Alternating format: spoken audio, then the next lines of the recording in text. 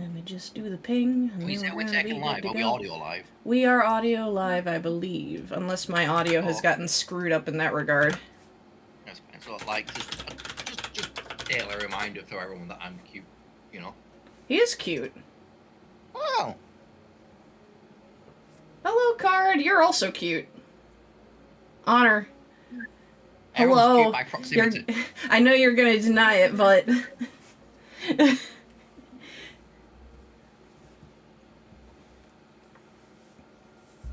Honestly, best way to compliment people and telling them they're awesome is by telling them you're awesome, and that you wouldn't sully your own reputation by hanging out with people who weren't awesome. It's true, it's true. You found my sparkling company, so... I mean... It's funny because then you start guilting them into thinking they're good. Can you really be that bad if I have deemed you worthy of all of my attentions? Exactly. See? You gotta spin it around. Yeah, yeah. You gotta put the guilt on them. Guilt them into feeling confident.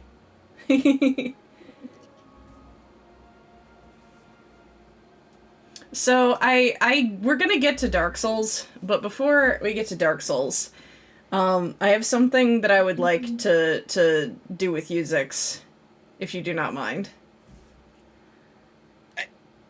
We are on Twitch, aren't we? Not like that! Jesus Christ, dude. I have to make sure which tube we're on. Oh my god. This guy, I swear to God. I mean, look, I'd do me. You know. I mean, you've seen yourself in a dress, so I'm not that surprised. But yeah, I've seen myself in all sorts. Yeah, yeah. I've been watching some VShojo lately, and I got some inspiration from them. Because they were doing a funny little personality quiz. It's pretty short. It has about 7 questions, but it's kind of open-ended, so they might take like a little bit of description to get through. But it shouldn't take terribly long, and I figured that was like a fun little thing that we could do while we are like getting going, I guess. Alright, okay. Hang on. Yeah, preamble, bit of a... Let me just... I'm typing up a thing real quick while it's not a big thing. It's that. The cube test. If any of you are familiar with the cube test, don't spoil it. It's fun. It's not a trolley thing. There's not going to be any like weird ass questions or anything. This time I'm actually telling the truth. Alpha Sigma Gamma Shrek. I've already made him find out that he's that he's an aggressive Omega. So I'm not going to do that to him again. Not this soon, anyway. I think I'm also an otter. I can see that. I think especially now that you've started bulking up a little bit. Yeah, you've achieved otter status. Just a little bit. Yeah, no, you've got some leg on you. But those of you... The only part of me that exists is leg. Those of you at home, I'm debating on if I can do this in a way where people can play along. Maybe, I guess if people type out their answers, I can, like, cover theirs as well as we go through. Can people not just load it up on their own stuff?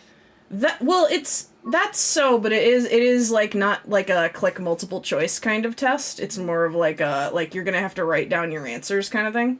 Don't worry about it. You won't have to. I'm gonna just remember your shit. You're fine. It's more so, I'm just interested in this test now. Yeah. I'm gonna link it in chat for those of you who would like to spoil yourselves. I would like to kindly ask you guys to not spoil Zix. But here is the link. Spoil me in other means. Yeah. Spoil him with money and gifts and, I don't know, telling him he's pretty. Yeah. But that's what we're going to be doing. Oh, this one's a little bit different than what I read last. That's fine. I'll just go off of this. Although the first question's a little different. I prefer the way that I had it the first time, so I'm gonna do it that way. Okay. So, I'm gonna ask you to visualize some things in your mind's eye. You know, like we're gonna paint a little picture, right? I like painting. I like painting. Yeah. We're gonna imagine some stuff. Do Before I need to be watching stream or is there a live preview? Do I need to know anything? there is not a live preview. This is all gonna be done through audio. There's nothing visual to see. I'm just gonna ask you some questions, and I'm gonna ask you to tell me what you imagine when I give them to you. I need to resubscribe. Oh, thank you. I got an answer. No! Oh my god. It's fine. Give you them pennies twice fold. Let's see. So as we're getting started, I guess to clarify, all of these things that I'm asking you to imagine, are all going to be in the same place, like all in the same scene. So like, their like relation to one another, like if like one is right next to the other or it's far away, will affect your results. Just to bear in mind, because I think that helps with the visualization to know that this is like one coherent scene. Anyway. I don't know what you said to me. If it was important, you might have to repeat yourself. Oh, well, like, I'm gonna ask you, like, for example, I'm not gonna tell you the things, but, like, let's say I'm like, okay, imagine an apple, now imagine an orange. What I mean is don't put the apple away, keep the apple there, then put the orange somewhere. Because, like, the orange's relation to the apple, like, if it's right next to it, if they're, like, touching, that's gonna mean something different than if the orange is, like, across the house. Basically, is what I'm saying. I don't know what the okay, you're fine, let's anyway, it'll make more sense once we get into it. I promise you. Alright. First things first, we're going to talk about where you are. I'm going to ask you to imagine yourself in, I'm going to say, an open outdoor area. It can be somewhere familiar to you or unfamiliar. It could be natural or urban. It's will you... a white space. Just a white space? Okay. Completely blank? Total void? Yeah. Okay. Yeah. Gotcha. There's a chair. There's a chair. Cool. Alright. That's cool. And like, to be clear, we need it to be outdoor because we will need sky later. Oh, right. Okay. Okay. Right. It could be just like a white plane. It's got a skybox. Don't worry. Skybox. Got it. Cool. Okay. Also, oh my god, Nidge, thank you for 23 months. Jesus fucking Christ, dude. Oh, thank you so much. This is stupid Helltimer Radio where we play nothing but freedom music. Actually, speaking of music, I'm gonna put Vibes music on. There we go. That's a little better. Hey, Vajdu. Let's see. Okay. Alright, you're in your space. You're physically here. Now, I'm gonna ask you, there is a cube here. There's no specification on how big it is, on where it is, on what it's made of, but you're gonna need to know these things. Right. What does your cube look like? Where's it at? It's got, 6 faces, it's got 8 corners. What color is it?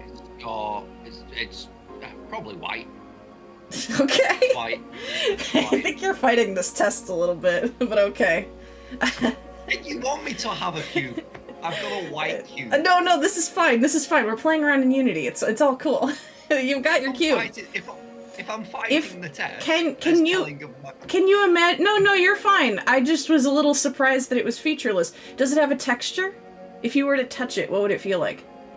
Smooth. I didn't realize it needed to have a texture. Yeah, it's an object in a physical space. It's made of something. It's just a plain ass, a white cube, smooth to touch. Actually, I have a question for you because now that I'm thinking about this the way that you're thinking about it, I realize that some of your answers might actually align well with what this test is asking for. So I'm going to ask you a weird question. If you were to actually like try to reach out and touch this thing, do you think you'd actually be able to feel it, or would you just clip through? I was already holding it. Okay, you're holding it. When I imagined the cube, I was already. It's handheld. No, yeah, that makes sense. So it's small. Okay. That's also important. Let's see. All right. Tennis ball sized, enough to like just comfortably holding one hand and throw in the air and catch. Cool. Okay, that makes sense to me. I think that aligns. Next, there is a ladder. It could be, you know, similar to the cube. It can be any size. You know, it could be anywhere. It could be leaning on something, or it could just be on the ground. It could be floating, whatever. It's fine. There's nothing for it to lean on. It's on the floor. It's on the floor. What's it made of? What does it look like? Probably it's just a steel ladder. Okay. Got what, like five prongs to it. Steel ladder. Something you just probably expect to see. Probably something your dad might have in a garage. Yeah. Like, you know, just household ladder. Nothing crazy. Okay. You lean up against the wall. It's not one of the air ones. It's just flat. It's okay. Cool. Flat. Gotcha. It's used. It's got plenty of wear and tear on it. You know.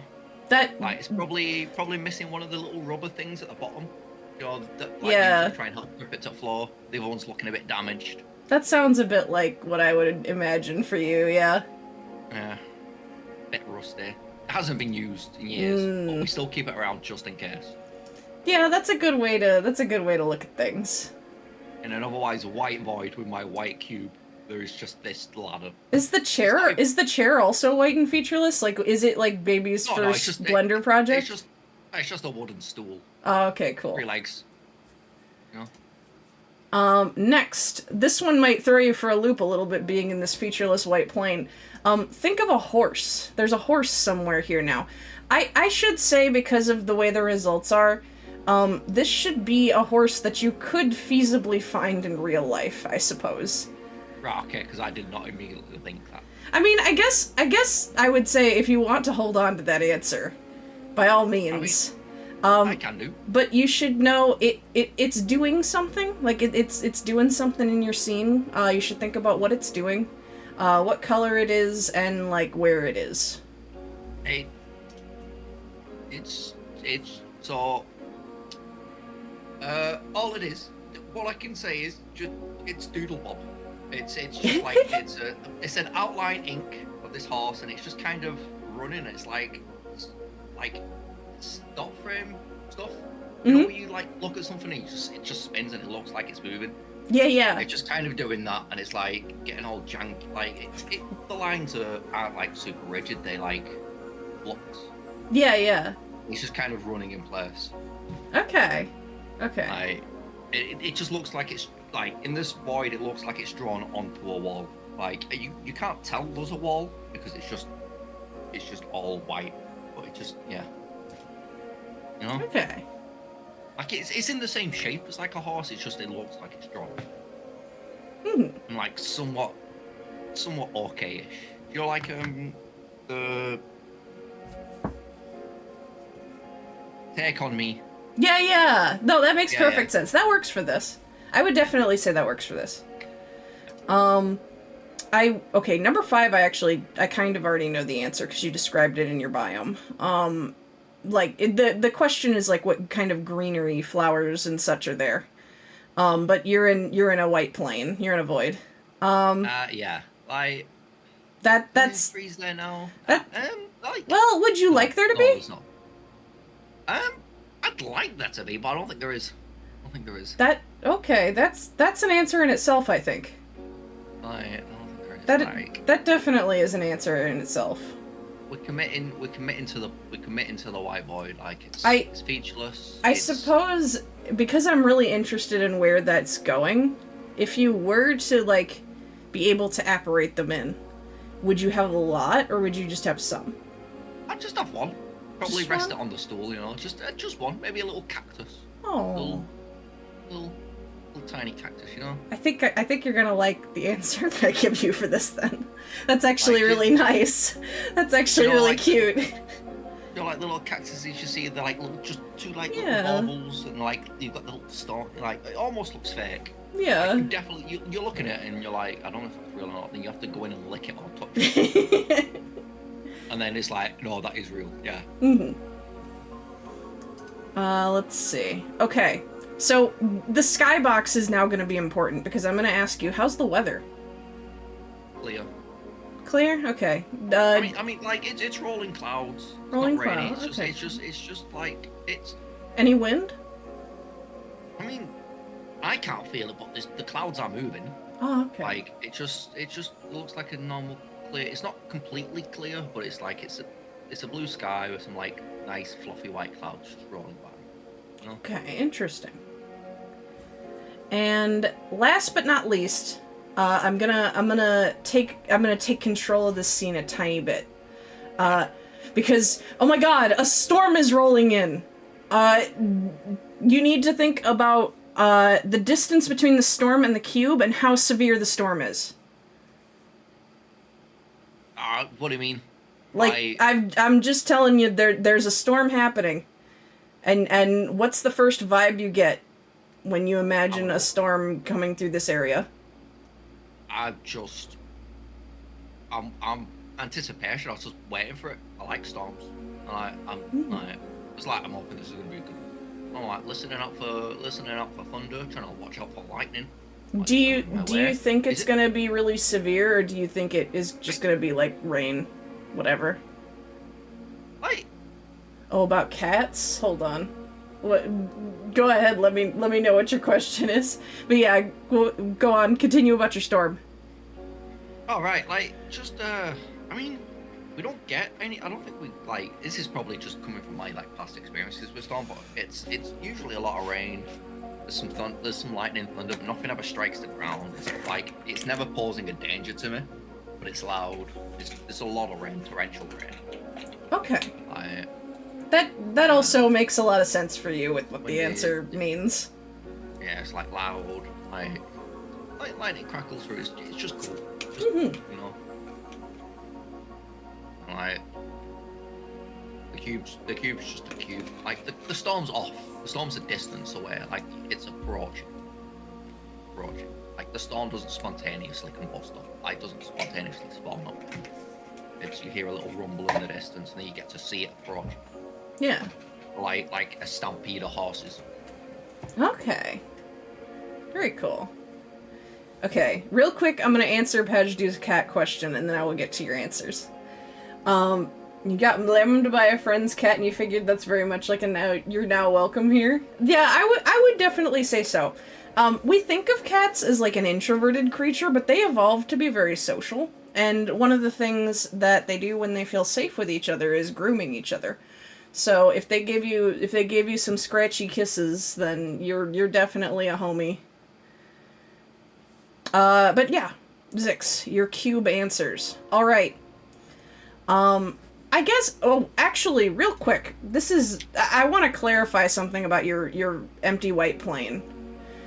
Does it seem to go on forever, or does it have like a finite size? Like again, to kind of use the Unity example, does it like drop off? No, I don't know. I can't see it. Okay, No, you can't see where it ends. It's at the very. I don't think it ends. I think when I imagine this white space, if I was to like start walking around in it, I'd imagine it as something like giant, like something weird, like a giant hamster ball, where it would just perpetually go on, and like the skybox up top is like, I say reverse water, where it just always stays at the top. Okay. Like, I can't tell it's a sphere, but like I feel like you can walk indefinitely, but there is a barrier. Yeah. But like, you can walk indefinitely, but there is like. Okay. If by some way, shape, or how there is a barrier. Okay. You kind of have to know it's there. The field you're in, it represents your mind, and the size represents your knowledge of the world and how vast your personality is. The condition and how alive it looks is what your personality looks like at a first glance. So without any greenery at all, you seem very pessimistic to people. Bullshit. Yeah. got a little negative Nancy. Well, you got a cactus. We'll get to the cactus. We'll get to the cactus. Because throw the cactus at them.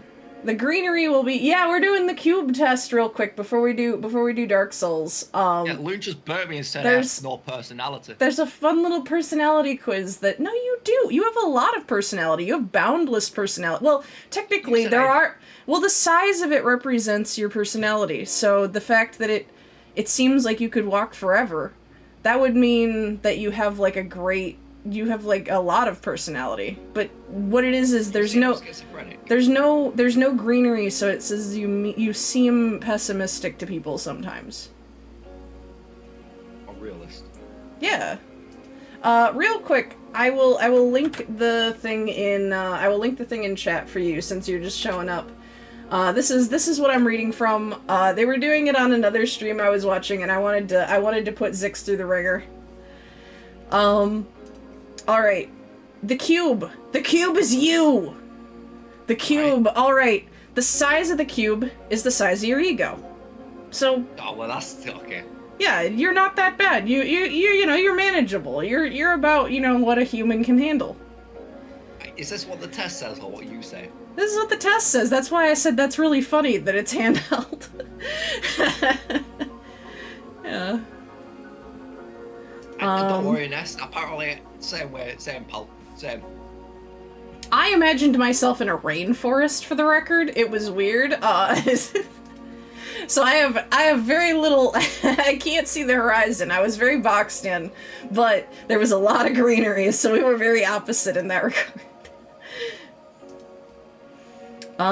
The cube's texture, it seemed smooth, so the smoothness of the material and like how abrasive it would be, speaks to how you treat others, which this aligns.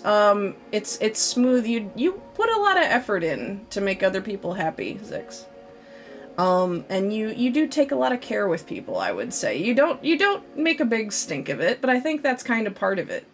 I think, if you did, I think that would be maybe against the point of it all for you, I think.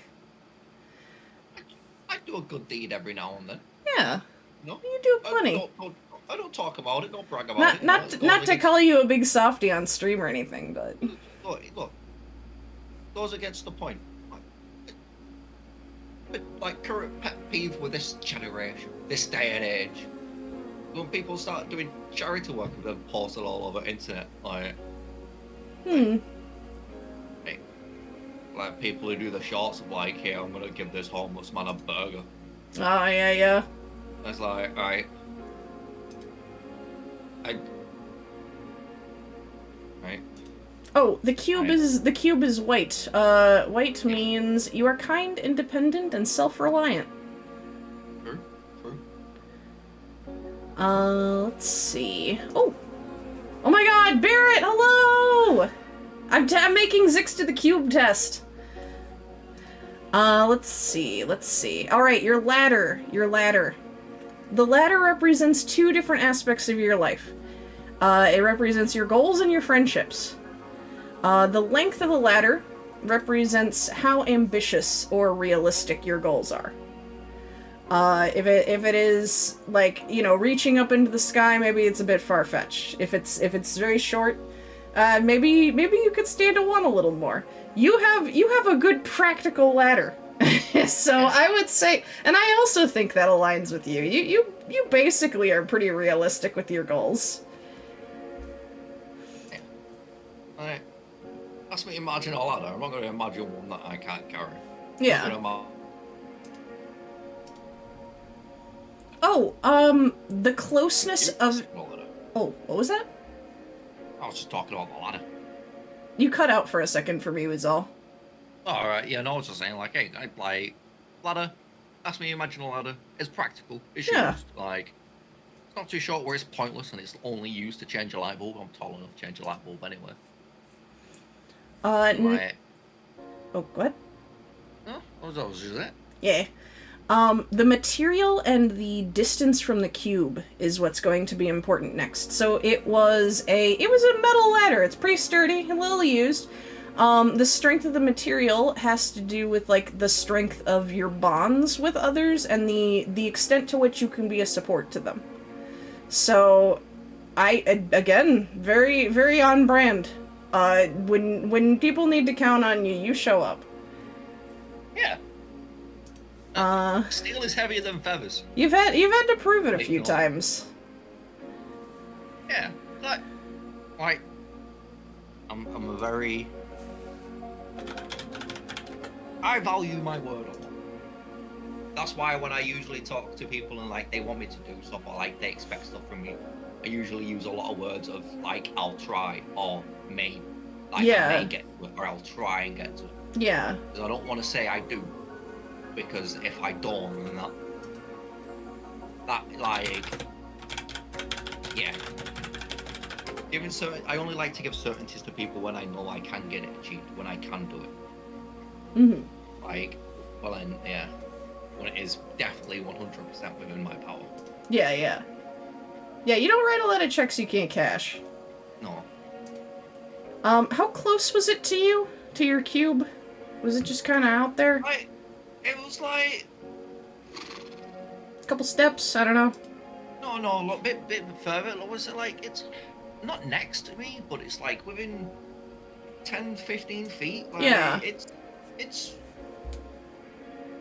like, it's across the house. It's like that distance. It's like other side of, like across the house. Like I said, it's something that'd probably be kept in like a garage. So yeah. If I was in this white room, if I imagine myself in a house, then that I think it would be like situated in a cupboard or garage. About 10, 15 feet, you know? Real quick, I'm gonna answer. You asked how the cube test works. I have linked in chat, and I will do again. There is a series of questions that asks you to visualize a scene with various prescribed objects. So, you know, there's a cube, there's a horse, there's a ladder, etc. And what you envision on your first instinct has a corresponding little thing about your personality. There's no scientific basis, it's just for fun, but some people in VShojo were doing it and I thought it was really cute, so we're doing it here. That's how the cube test works. That said, let's see. I was asking about the distance. That is related to how much you open up to others. So, you know, being further away would denote, never doing so. And it being, a bit closer means, oh, maybe it takes a little work, but you'll get there. And then, like, if you were carrying it, you open up to people very easily, you know? Were you carrying the ladder? I was not carrying the ladder. The ladder was leaning against a tree for me. Was it close by? No, wait! No, I had the pocket ladder. No, I imagined the miniature ladder from Dark Souls 2. I remember this because I remember giggling about it, and then it was like, oh, that's the size of your ambition, and I said, yeah, kinda, a little bit. I know, I could stand to... Yeah, it was in my pocket. So yes, I do open up to other people very easily. Yeah, okay. The horse. Alright, here's where we're gonna get into the weeds. The horse represents your ideal partner. Doodle Bob represents your ideal partner. Yeah. Alright, tell me about it. Alright, your horse was running, which, as you might expect, your ideal partner will respect your space and give you alone time when you need it. It was like black and white. It was just like fur. If it had like fur, it is like it's a drawn horse. But if it had fur, it would be like a white horse. I mean, it's like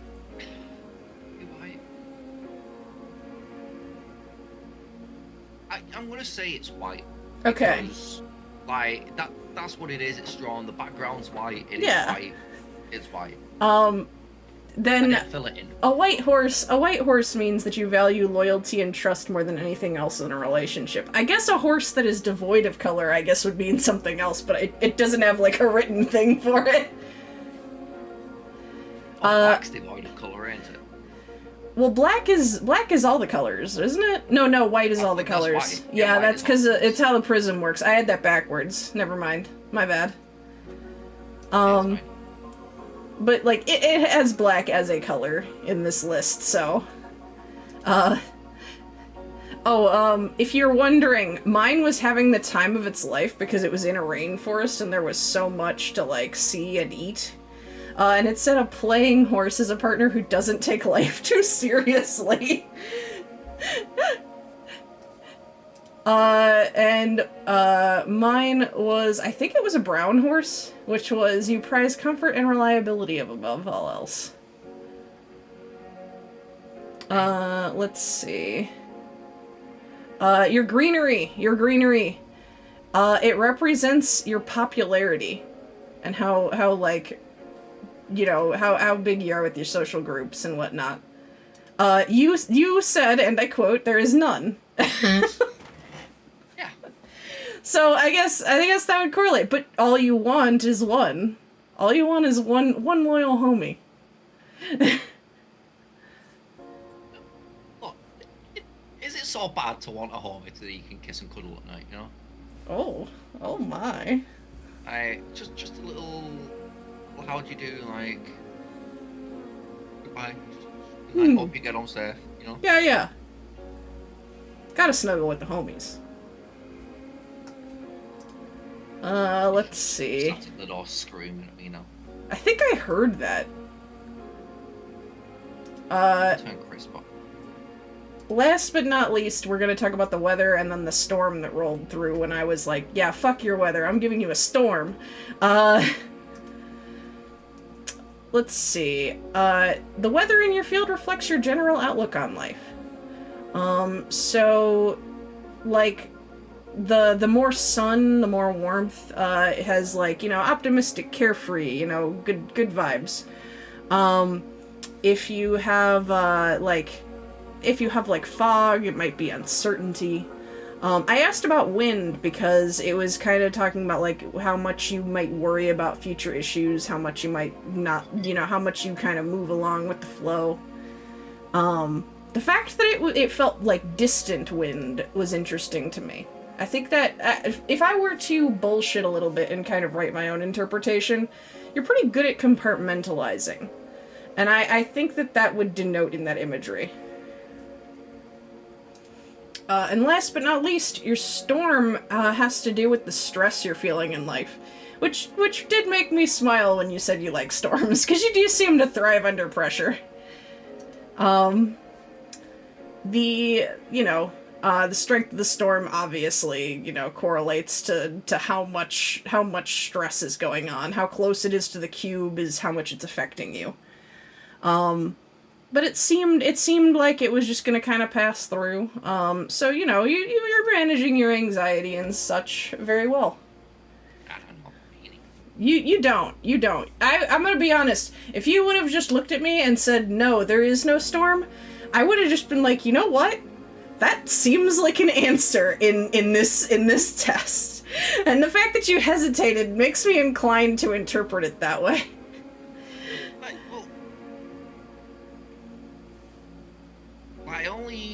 I only hesitate because you were asking like how severe and how dangerous it was, and it's like I know I know storms at least in America can get violent and dangerous, like because your storms can like carry tornadoes and stuff like that. Like ours just aren't ever at that level of threat. Yeah. Sorry if you hear my chair crunching.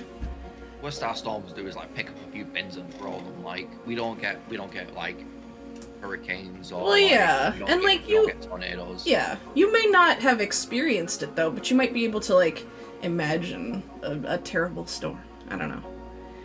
Yeah, but like, because I've never experienced it, it's just a case of like. Yeah, and like what you will imagine on first blush does correlate with your experiences and whatnot. Ryan made a point in chat that like he thinks he just imagined what he likes. First of all, this, you know, it's not something to really think about too hard because like this is not a scientific test. This is not a actually psychological thing.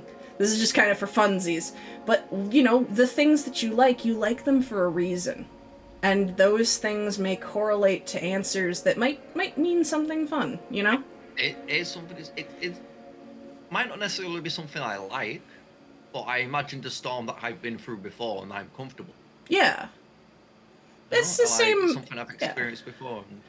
Same thing is like it's not something, you know, you don't have to pick it like from like nothing, you know. These things, human minds free associate a lot, so you'll always kind of have a reason deep down for why you picked what you picked. What that reason is entirely different based on the person. That's just human variety, baby. Flowers and greenery have to do with your popularity. So, you're not going to be attending a ton of parties. Don't worry. I know you're not a fan of parties either, so you're probably fine. I had a singular cactus that was small, and I like was kind of not pressured into it, just kind of like.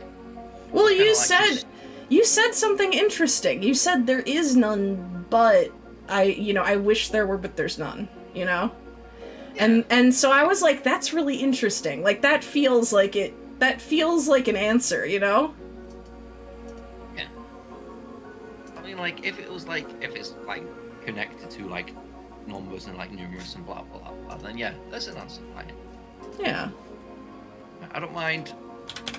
I enjoy parties. I like the chaos that part. I like just the new experiences like pies. Like people, like the environment, the people. I do like the snacks and the music. Music I can take or leave. Like snacks I usually can't eat. You feel no good. What in parties? Oh, you okay? Or just as a part in parties? Hopefully we can help out. I don't know. If we can take some of the... I'll watch Loon suffer for another 3 hours. Yeah, I'll be feeling worse very soon. Believe me. Don't worry though. I'm here to be hyped. Like... If you would like to take it on stream, you can. I mean, it's really up to you. Whether you've been here for me, like, doing it with Zix is, I mean, it's really up to how close of attention you've been paying. Yeah. And depends on how honest you are with yourself. Like, I could take this test again. And, like, I'm pretty sure a lot of stuff might end up being the same. Like, the storm will probably end up being the same. The greenery will probably end up being the same. Like, the room I'm in, probably, like, it'll probably be pretty big. I can imagine a lot of being the same. I can imagine a lot of what I give being the same. The only thing different, possibly, might be colour of the horse. Like... I'm really a fan of the vibes that I got when you said the horse was Doodle Bob. I just sat there going, God damn it. Vibe music's still going on. Oh, vibe music's still going on. After this, okay, shit, that's probably audio garbage. Hang on. We're gonna just throw. We're gonna throw. No, I wanna fix the vibes. It's fine. Now it's the one. Watch. Don't feel like you want to be yourself? Be yourself. Okay. If you can't be yourself, be Batman. That's usually a pretty solid. Yeah, I mean, the fact of the matter is that human neuroplasticity is immense even in older age. If you don't like things about yourself, my kind of way of looking at it is to always look at, like, setting goals that will change you into the kind of person that you want to be. I know, like, and it's always important to, you know, be genuine to what you want, but I don't believe in looking at yourself as a unchangeable being. That is, that's not really what a human is. The fact that there's like 1 billion or so plus people and no one's the same. Yeah. Proves kind of like how changeable we are. I think it's a question that a lot of people don't ask themselves, like, very straightforwardly, but I think that more people could stand to. is just to think about what personality traits you would like to have, or maybe what skills you would like to have. Like when you say you don't want to be yourself, I imagine that you're saying that there are things about yourself that you wish you were better at, or things that you're frustrated that you do. Like say, maybe there are bad habits that you're frustrated with. I've got plenty of those, and I'm trying to break them every day. But I am okay with being me because I know that I am working on that, and eventually, maybe I will be a completely different person than somebody with those bad habits. And that will be good. That will be having grown as a person. Yeah. A lot of my bad habits I did manage to force out early when I was fairly young. So when I was a kid, I was an angry violent. Like, I'd be when playing video games. If I'm losing, I was the type of kid that threw the controller up against the wall and break it. Like, I had a very short, zero patience for anything, very short fused, very angry all the time. Like, I acted. So mad. Sorry, yeah, and I'm not proud to say it. I was not a very good brother, to my brother or sister. Aww. Sibling conflict occurred, and it got funnily enough, it was playing through Dark Souls 1, where I was getting angry at stuff, and things just got worse. That's the first time I noticed it and realized that things were getting worse because I was letting myself get angry and lose control to that. And that kind of set me on a little bit of a course of attention. I was like, right, I'm clear. Like the Snickers adverts, you're not you when you're angry. Yeah, exactly. When I got angry, I knew I was me. I think you witnessed a tiny bit of that as I kind of worked through how to navigate in Dark Souls 1. I was, God knows how you did this. And I don't know when Dark Souls 1 came out, it was within the first year of its time. And now I'd like to say I have a very, very strong grip on my hand. You may in fact be one of the people that I think has perhaps the strongest control of their anger. Do I think you always have great control of your impulses? No, but do I think that you have great control over your anger? Perhaps the best I've ever seen. Yeah. Legitimately. And that was something that I changed. I'm gonna check the Dark Souls. Because it also helped with the situation I was in family wise. Okay, we're gonna back off. Dark Souls wasn't out 2018. Souls 1 released that. Maybe that was a remix. 2011. So. You think you've changed as a whole person, and you don't like what you've become. Well, I have some good news for you. If that is true, I'm not gonna because I'm a streamer on the internet. I don't know you. I don't know if what you're saying is true or if it's false. So there is the chance that maybe it's your own self-perception. But I'm going to take it on its face, and even if that is 100% true, the good news is that there is always more time, and that there is always more change. We are consistently evolving. And what we can always hope for is that we will just continue to forever.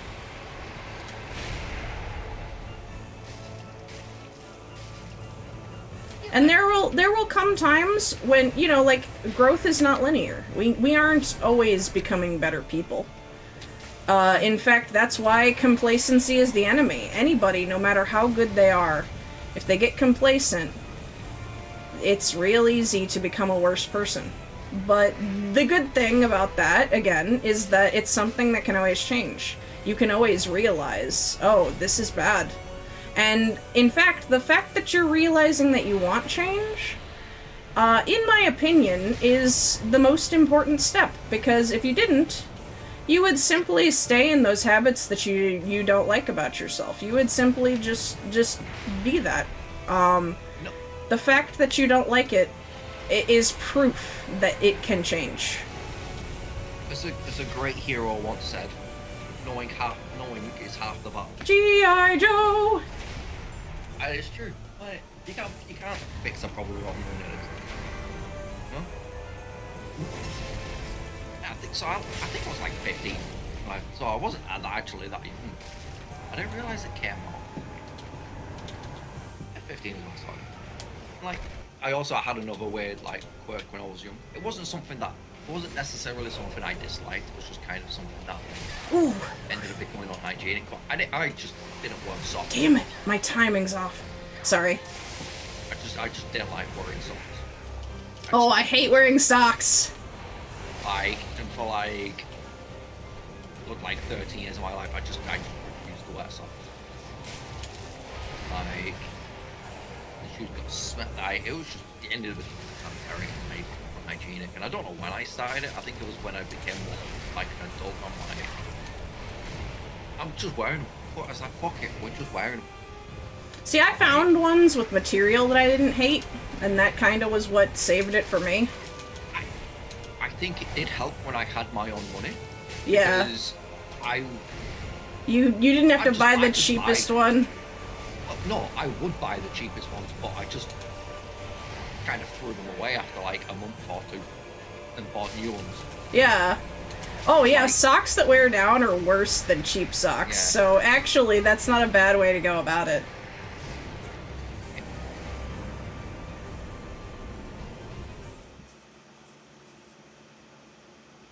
Ooh,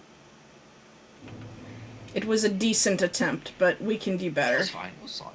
Yeah, it was like second, third. Yeah.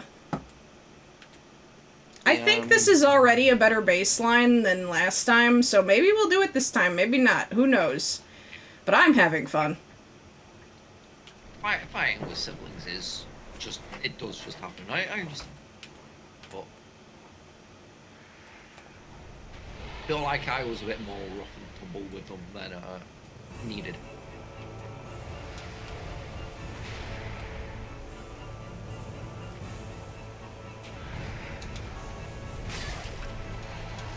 Miss something. I'm not sure I'm getting what you're saying there. Sorry. Could you word that a little differently for me?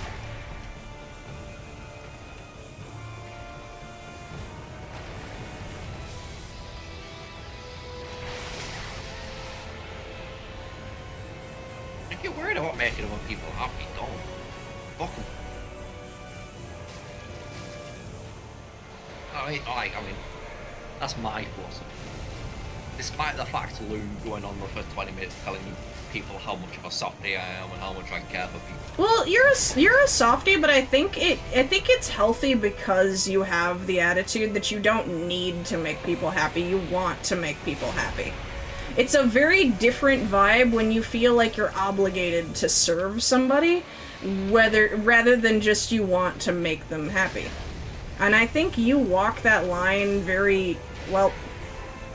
I think you walk that line very effectively. I definitely would say. Like, I'm not harsh with it, but it's a case of like, you need, like, why am I gonna waste my effort on like somebody who is not going to see and look at how like brilliant they are themselves? Like, you gotta love yourself. Like, you can't be expecting people to be constantly doting on you and looking at you because everyone's got everything else going on. Like, awful as it sounds, like you are not the center of attention for the people you meet. You need to be your own center of attention. You need to be happy with it. You need to like. You need to want to like be the change people are trying to bring out in you. Like, you know, I would make an awful therapist because I'll be like, if you're feeling sad, then and you've got your friends who are like trying to lift you up and like give you more support, you've got to listen. Like, you've got to just, yeah, you've got to work with them as much as they are working with you. Like, you've got all your mates there, you're all rowing the boat together.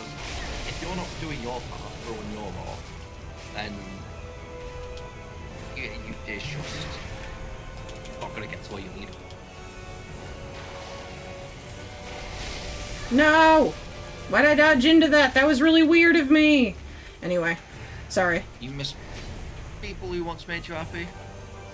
You can make yourself happy. You know? The fact of the matter is that, social groups will always evolve.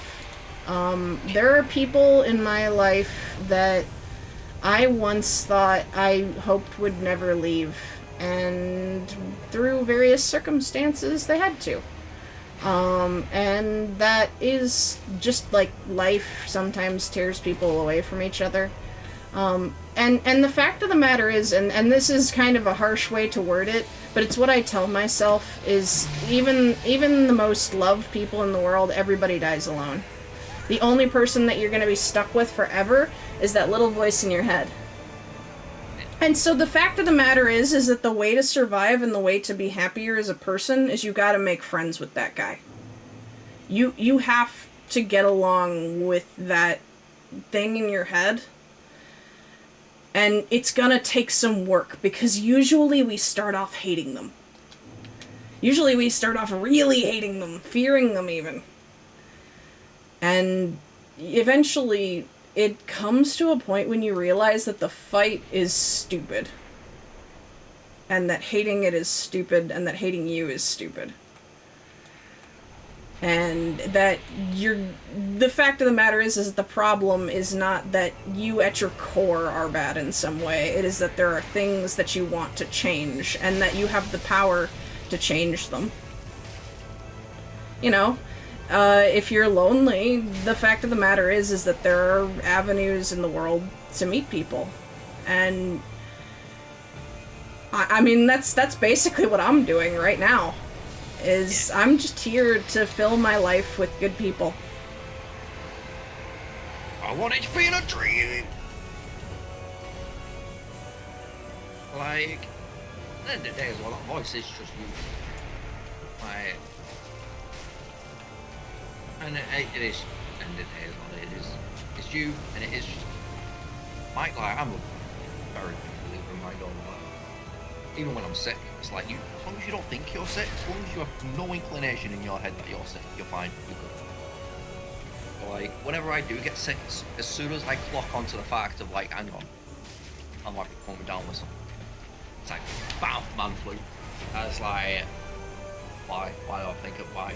Well, the thing is you're putting the cart before the horse, Zix. You're realizing it because it's happening. Yeah. You can't stop it by not thinking it. You'd be surprised.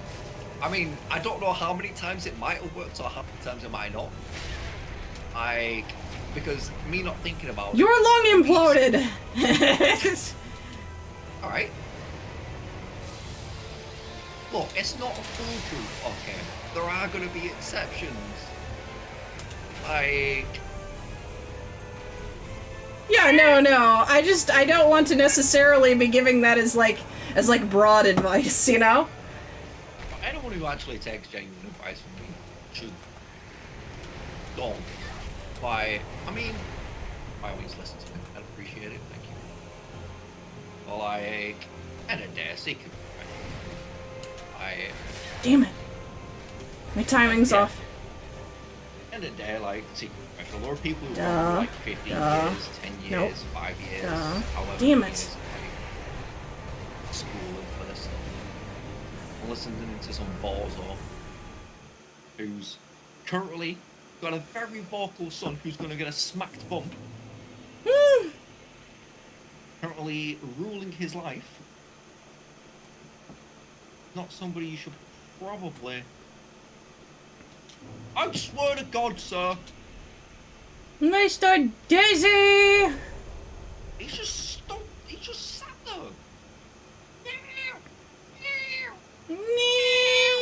How do you like it? Yeah. I can scream louder than you, buddy.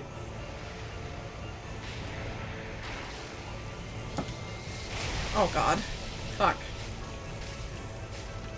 No, I've already bought you. More than shorts. In Minecraft.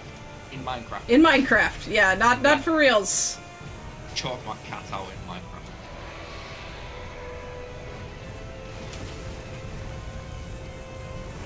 That's actually, he's actually. It's the same energy as like that SpongeBob. Like I would get crushed by a ton of whatever and live.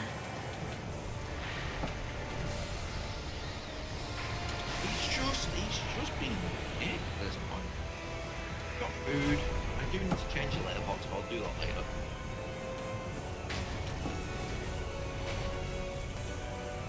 Neat. Got him. The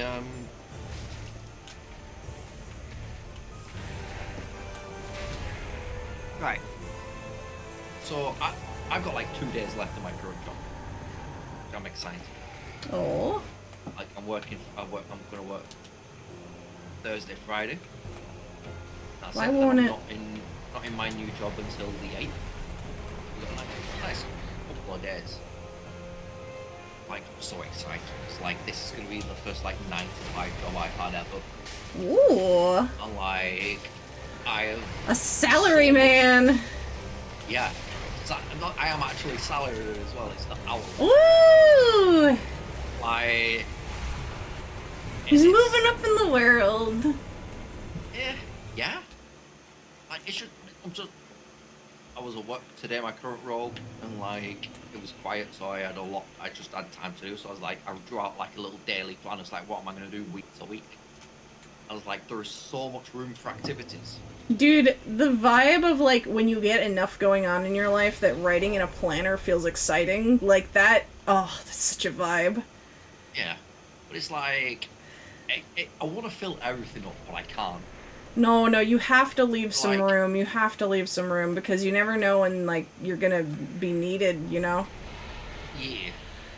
So like, well, if I'm needed, I'll drop what I'm doing. Some I'm a things. caring soul like that, you know? You I'm know, a caring, yeah. attentive, loyal individual. I know.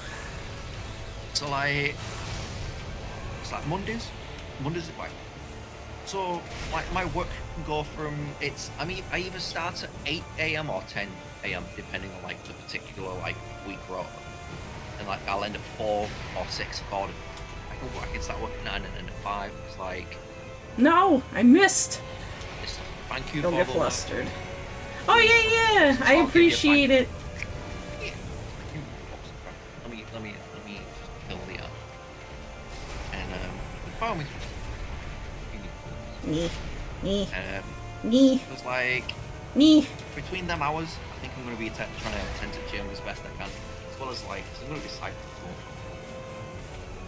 So that's exciting. You're gonna get shredded. I actually am like, it's going to be a case of, I'm not going to look buff, but You might look buff. It's the thing. The fact of the matter is that like well, I'm because. not gonna look bulky. I'm not Well, gonna yeah, bulk. you're not gonna bulk, but the fact of the matter is like when you have like a low like fat percentage like you do, you're real lanky. What happens is you start to get like the tone, the definition. You feasibly could have like the abs that people have only in art. Aw, thank you. I'll You do just it have for to work the shit out of your core. you. Yeah, like I was probably not gonna be. I mean, I might. I don't know. I don't know what I'm working. No, what you're gonna be Maybe more I'll- naturally getting is absolutely ripped legs. Yeah, and like I'm. Thighs that end lives, you know? Yeah, Oh, fuck. and then it's probably gonna be a case of while I'm at the gym, while I'm actually at a gym, it might be a case of my arms. Because like, yeah, like cardio will get sorted through cycling as well as leg work. I know like different muscles get worked here and there, but I don't. the plan isn't to cycle to the gym to then work on my legs and then have noodle legs to try and walk home or cycle home. Yeah, you gotta pace it out. Also, I definitely hear your cats. Can you hear him? I hear him! He's so cute! He's dick. Screaming! He's so mad! Under problems with cats. I wish I could get close. Oh no! He showed himself the rules of play to everyone. That's so nice! That's so sweet! Alright, 1 second. I apologize if this goes badly, but we're going to attempt to get you dizzy screaming. Oh yeah, you're gonna turn up the gain. Everybody brace yourselves just in case. It might be fine, but we'll probably get some noise. But it'll be worth it. I realized that, like, you've talked about them being very vocal, but before the last time we called and you were showing me them on the walk, I had never heard them meow very clearly.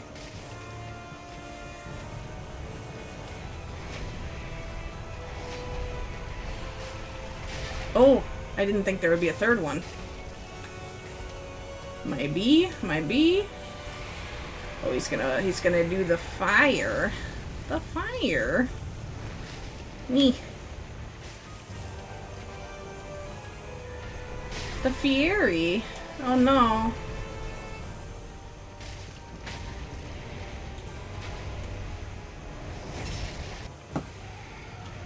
Drink!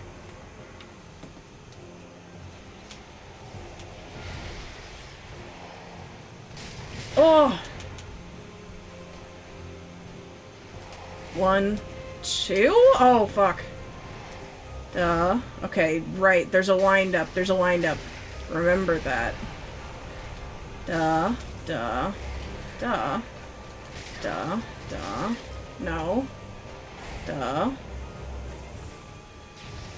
No, that was too early. Fuck. I can't hear you at all. If whatever you did turned off your mic.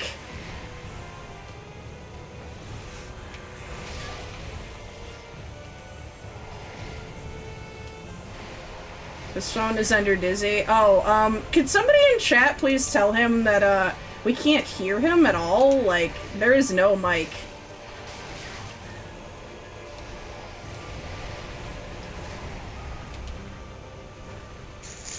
Oh, now we can!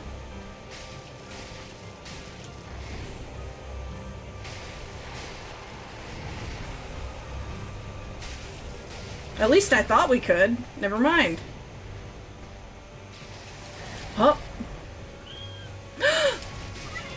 Meow! What the fuck?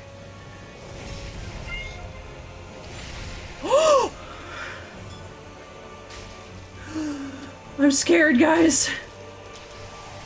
No! No! What is this attack?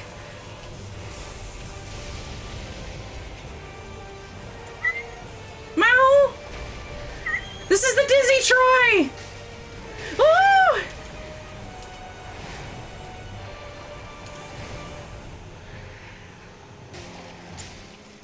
Oh! No! Oh! I went to get an Estus! I was out! Meow! Oh, I did it for you! Oh, hi, baby! Oh, hi, baby!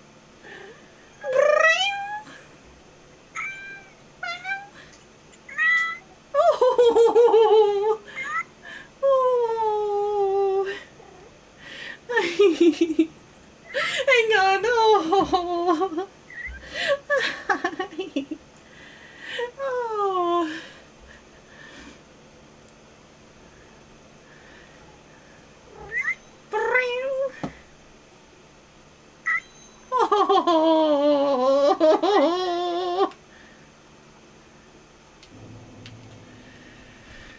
but I've seen God bleed. Man, don't worry, I don't want him to shut up. This is my background track for this entire fight.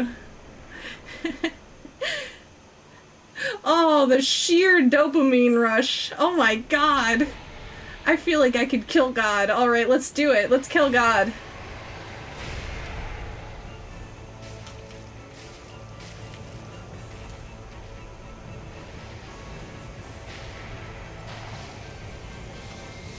Nope, that's too soon. That's okay.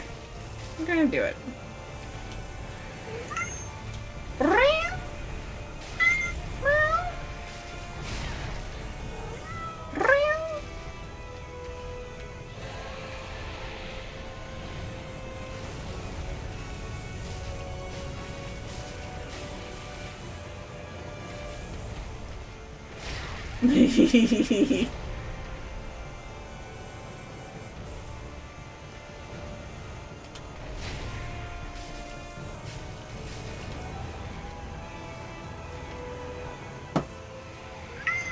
Oh, Mau Mau!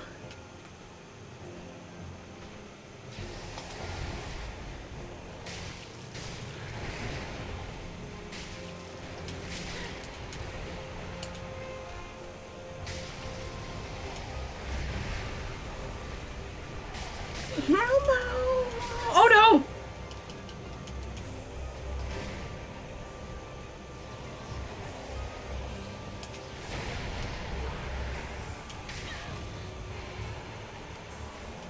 No!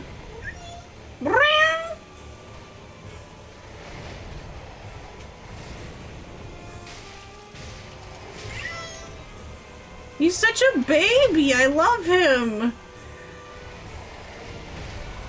Have you guys ever seen so much of a baby before? He's such a good boy!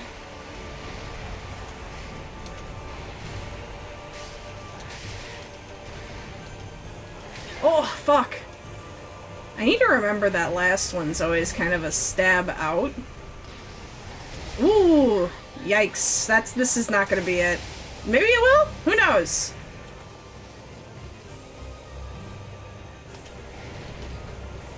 Uh-oh. That's not good. I'm trying to recover a little bit, but it's not working out for me. I think I need to just...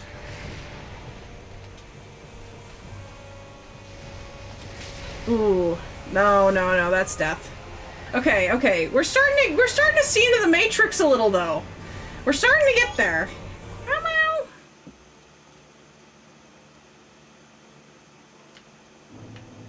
Oh. Man, I don't know how good this stream is in terms of quality, but this is my favorite stream we've ever had.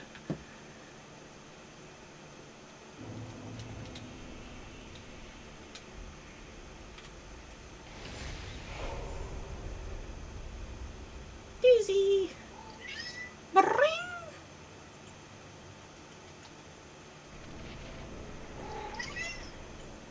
Bring.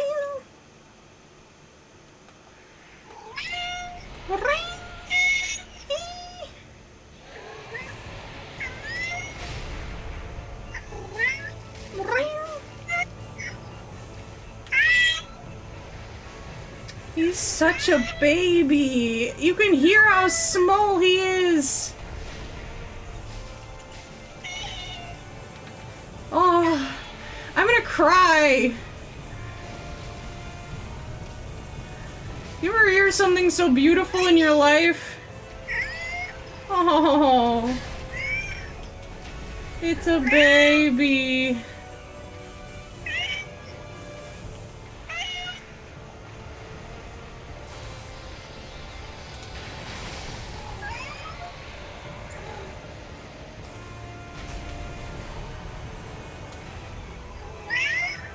Oh, he really doesn't stop, does he?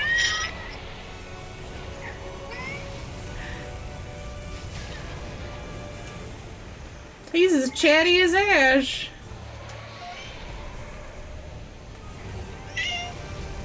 Oh, what the fuck? What? Okay, that's fine. That's the life we live now.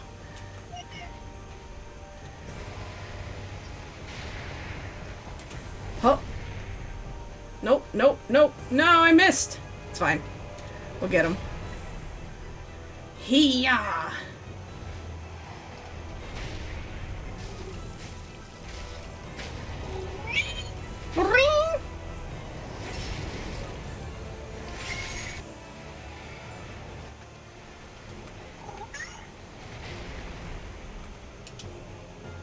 Oh shit, I didn't mean to double tap that. That's fine.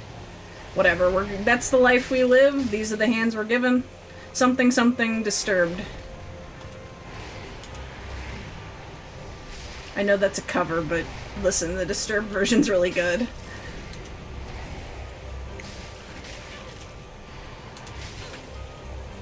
No! Fuck. Fuck.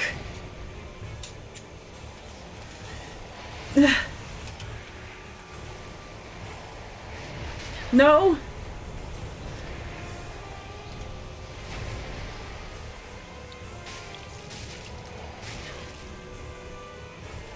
Damn it!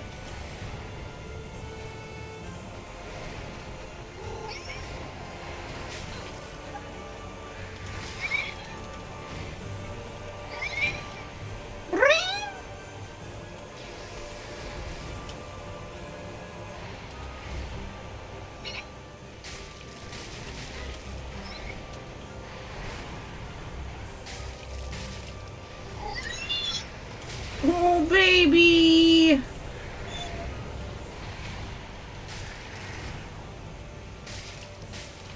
Oh no, why did I go for a third? Oh fuck. I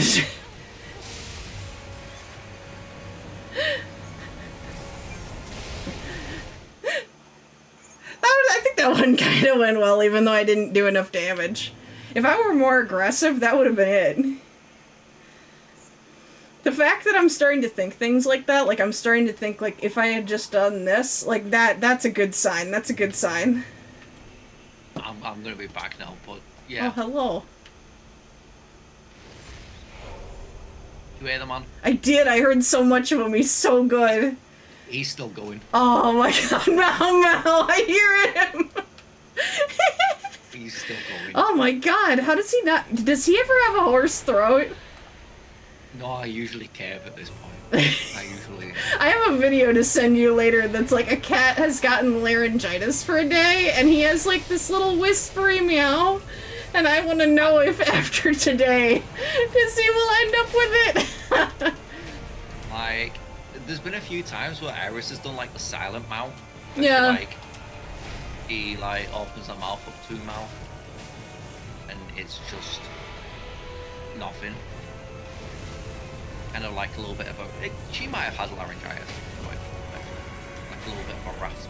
Aww.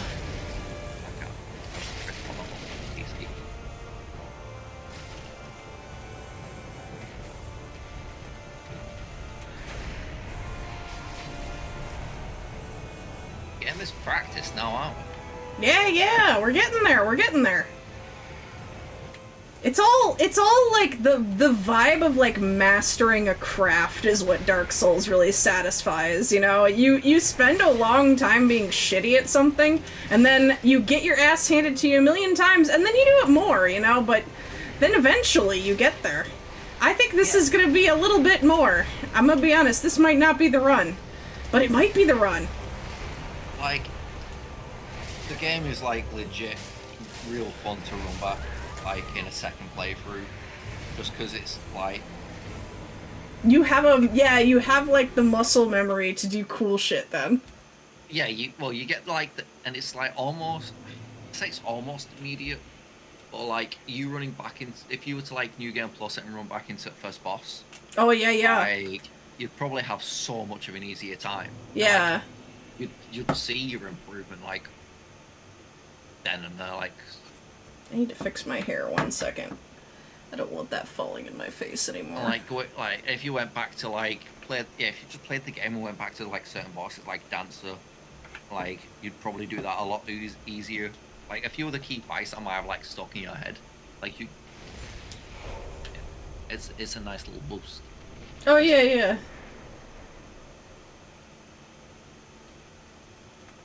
Oh, so one of your friends is doing Bloodborne? I wish I could play Bloodborne. It's console only still, and I do not have the console. But someday. Someday.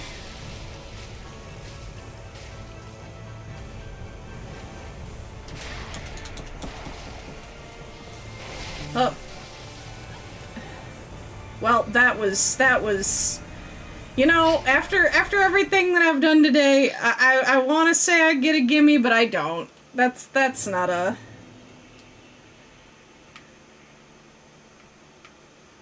Hey, damn right. And but actually, yeah, which one? Yeah. Well, thank you, thank you.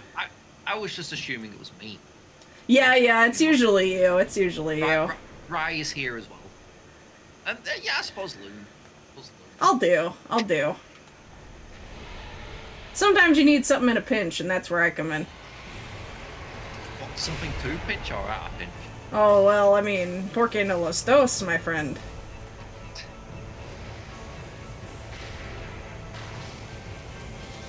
Ah! Nope. I don't know why I keep dodging into that one, because it's definitely one of the ones you're kind of supposed to back off from, but I keep thinking it's like the one that doesn't have the Sparkies, which is very easy to dodge past. It's fine. Like, you can dodge in, like, dodging into it's fine, because, like, you have the iframe, so if you just... Yeah, it's just it's a little burstier, so it's a little more precise, and I always fuck it up. Yeah. Like, rolling with an attack is always dangerous, because after you roll, once your once the iframes, like, wear off, you could still, your body could still find its way positioned in the, like, hitbox. Think to us all. Yeah. Sexy people. It's true. If you're in this chat, you're probably hot. Yeah. No. Okay, now we're starting to. Roll. It's because I get flustered when people compliment me. I'm choking under pressure. You just realize you're surrounded by all the hotties. Yeah.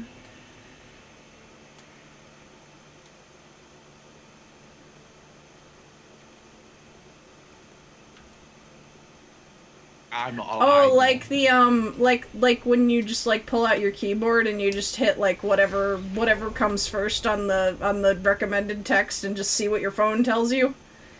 Yeah. Mine usually talks about probably liking women. Yeah, I shouldn't do that with my phones. Or phone. I shouldn't do that anyway. I mean, do you ever use Discord on your phone? Because, like, usually that's where my autocorrect comes from. I don't usually text people with my actual number. Like, the fact that I have that is more a formality and for business than anything. Oh, no, true, yeah. It's usually just... It's for work. Like, yeah. It's for Discord and then Facebook when... to communicate with people who don't do Discord.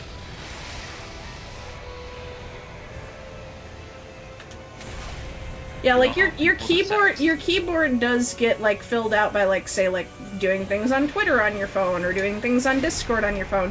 So like by text, it's not necessarily that like you can pull out your keyboard on your phone anytime.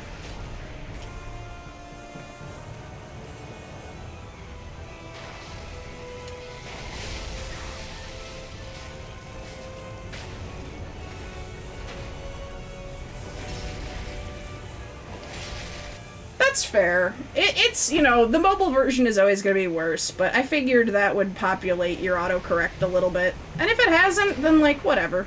You know, it's a novelty. It's not something that defines you. Wow, long time. No! Huh. We're gonna save it. Nope. No! Oh, I was trying so hard, damn it.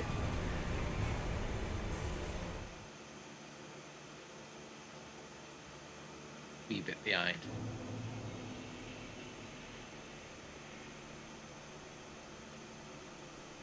Oh yeah, I never did the thing. Hang on, let me do the thing. Dabba dabba dabba dabba dabba dabba dabba.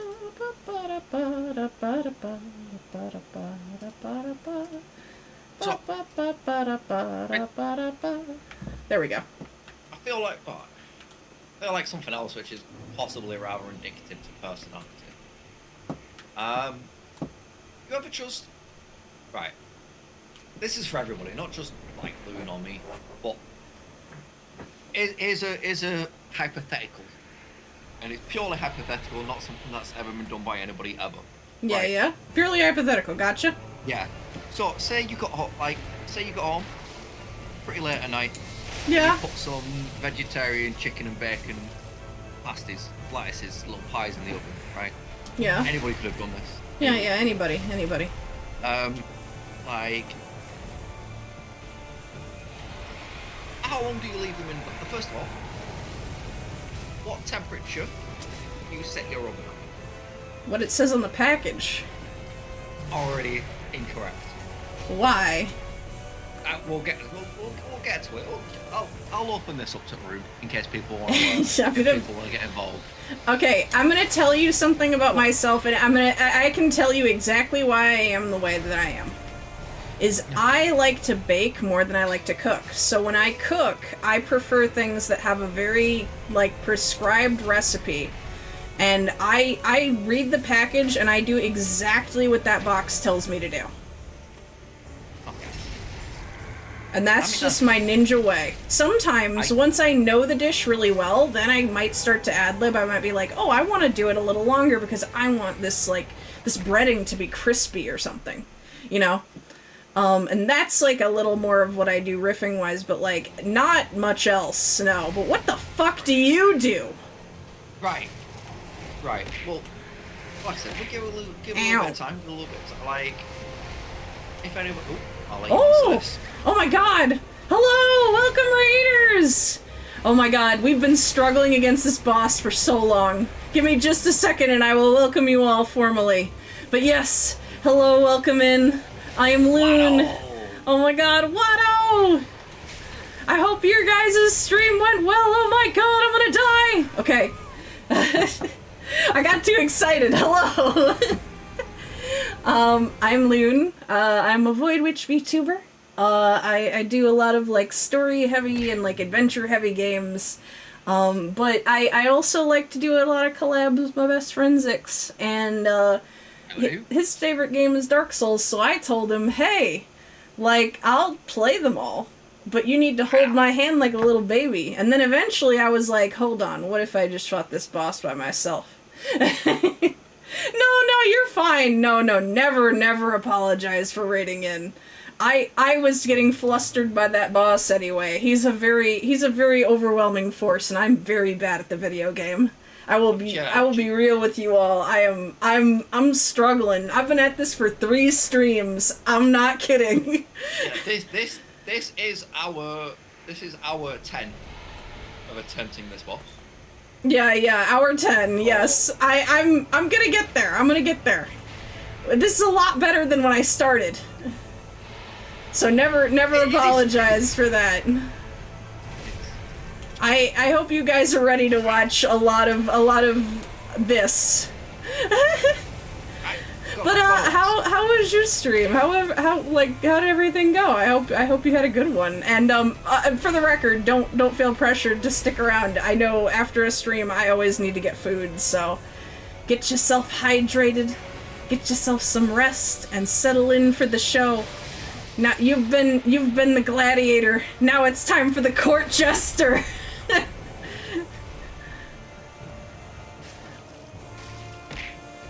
Ow. I should get tomato redeems, but I should call it the battle redeem. Oh, you're playing through Dark Souls 3 as well? Oh, hell yeah. Is it your first playthrough on it? Oh, you haven't gotten here? He's tough, but this is a really fun fight.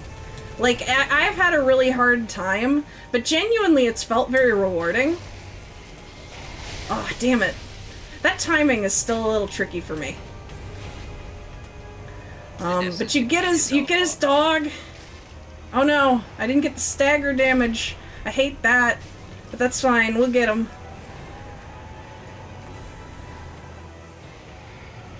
And then, I'm not gonna spoil the cutscene for you because it's very cool. Where did you last end up? Like, what was the Yeah, last where are thing you did? at? Oh no! No, that was so fast! Oh, I'm embarrassed! Oh no!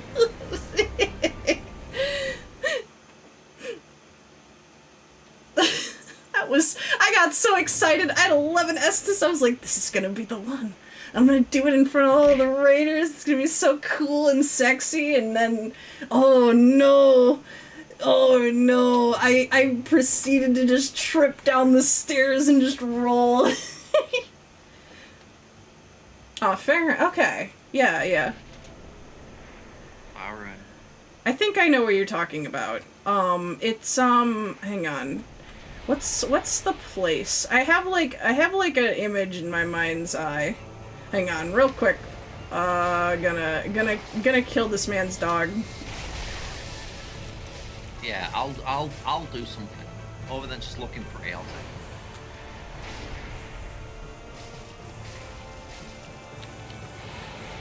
I'm gonna ask as well, like, because I've not yet taken a look. I thought,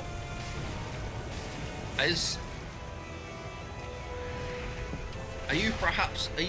I'm gonna ask. When you're not streaming or VTubing, are you a junk trader by any chance? What? Me or them? Model. Oh, is that a familiar name? Just curious. Just. Oh! Check Oh my something. god!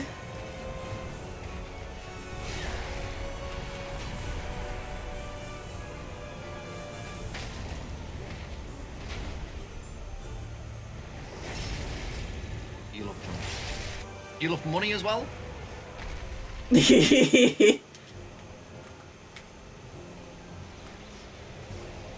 Oh no! No! I had the timing on this before. Why is this happening now? That's fine. It's fine. Doing detective work here. Dizzy has returned and he is continuing his Me? screams.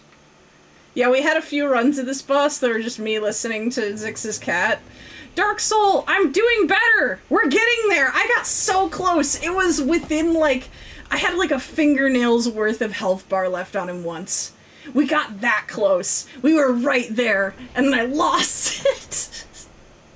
Yeah, like, you backed off. You zigged when you should have zagged. I was like, I probably have an Estus left. I really need to re-up. Because I was like, if I go for another... I've been punished for my greed a lot.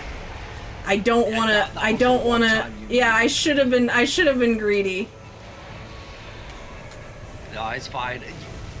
You at least know enough to understand the reference I was attempting to make. Much better than losing it, but...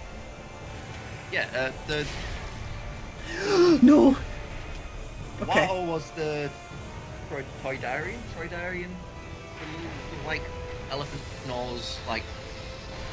I think on Taui junk dealer trader. It's called Watto. No, it's just... It is a very fun sounding name and word.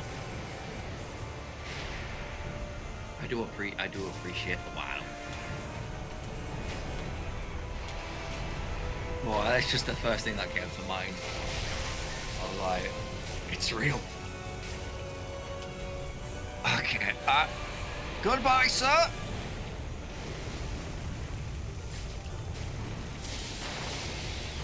Oh no! Hang on. Guards, remove this man!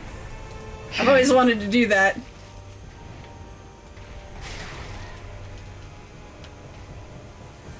You've thrown off the Emperor's groove. He has 5 seconds of screen time in a film made a while ago. As many people would put, the film's not about him. The film's not about him.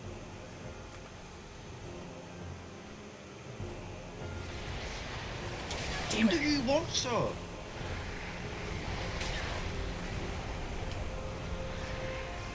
Like. Oh, thank you for the follow. I think we're like, one away from Spartification. We might actually be at Spartification.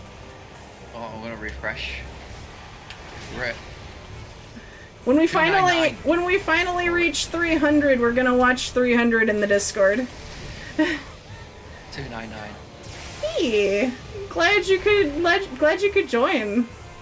Absolutely. Take care of the pupper. Yes. A good boy. Right. Tell them I say hi. Oh. The. Yes. Right.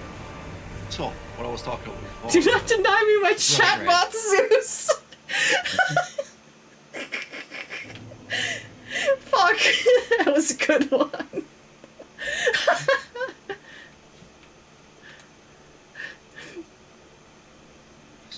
God. I don't know what he wants. I'm gonna see if he wants food again. And we'll get back to it. But, yeah, question I have. Like, we're gonna go through a series of these. You give me a cube test, I'm gonna give you my test. Okay. Right. So, got home after a long day of work, or just long day. You put food in the oven, like some pies. Like, you've already told me what temperature you put them in. If anybody else wants to play along, by all means, I'm gonna go feed the cat. Tell me what temperature, either whatever oven setting you use. Let me know.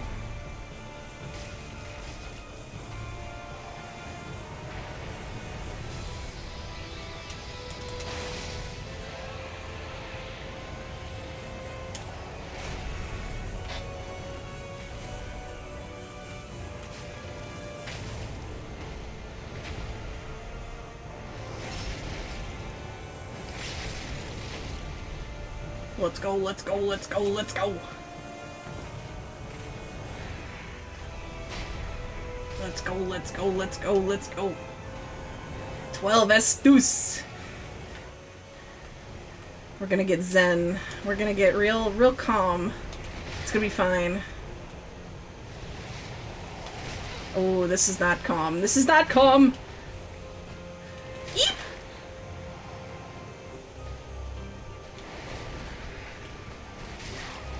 Why can't I get this anymore?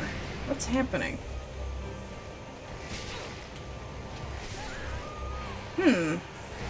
Something has gone awry. Something has gone awry and I'm starting to do things backwards. Hang on. Okay. Let me try to like align myself in how I was thinking. It was okay. Right, come back. So second question. Like how long do you leave the food in for? I don't know what you were talking about. Exactly, I follow the packaging. If it says, you know, like 15 to 20, I hit it like right in the middle unless I know, like, again, like sometimes I'm like, oh, I like my toast like well done. So like if something has like a breading, maybe I'm like, oh, maybe I want that to the longer end, you know? I mean, again, like, it's very telling about your personality and character. I like to bake. It also says you like to follow rules and instructions. Yeah, I do. You don't like to venture too far outside the box unless. I don't like salmonelli. You don't like porking a little bit outside the box. Like, all right, and then continuing on with this, I could easily make a cube.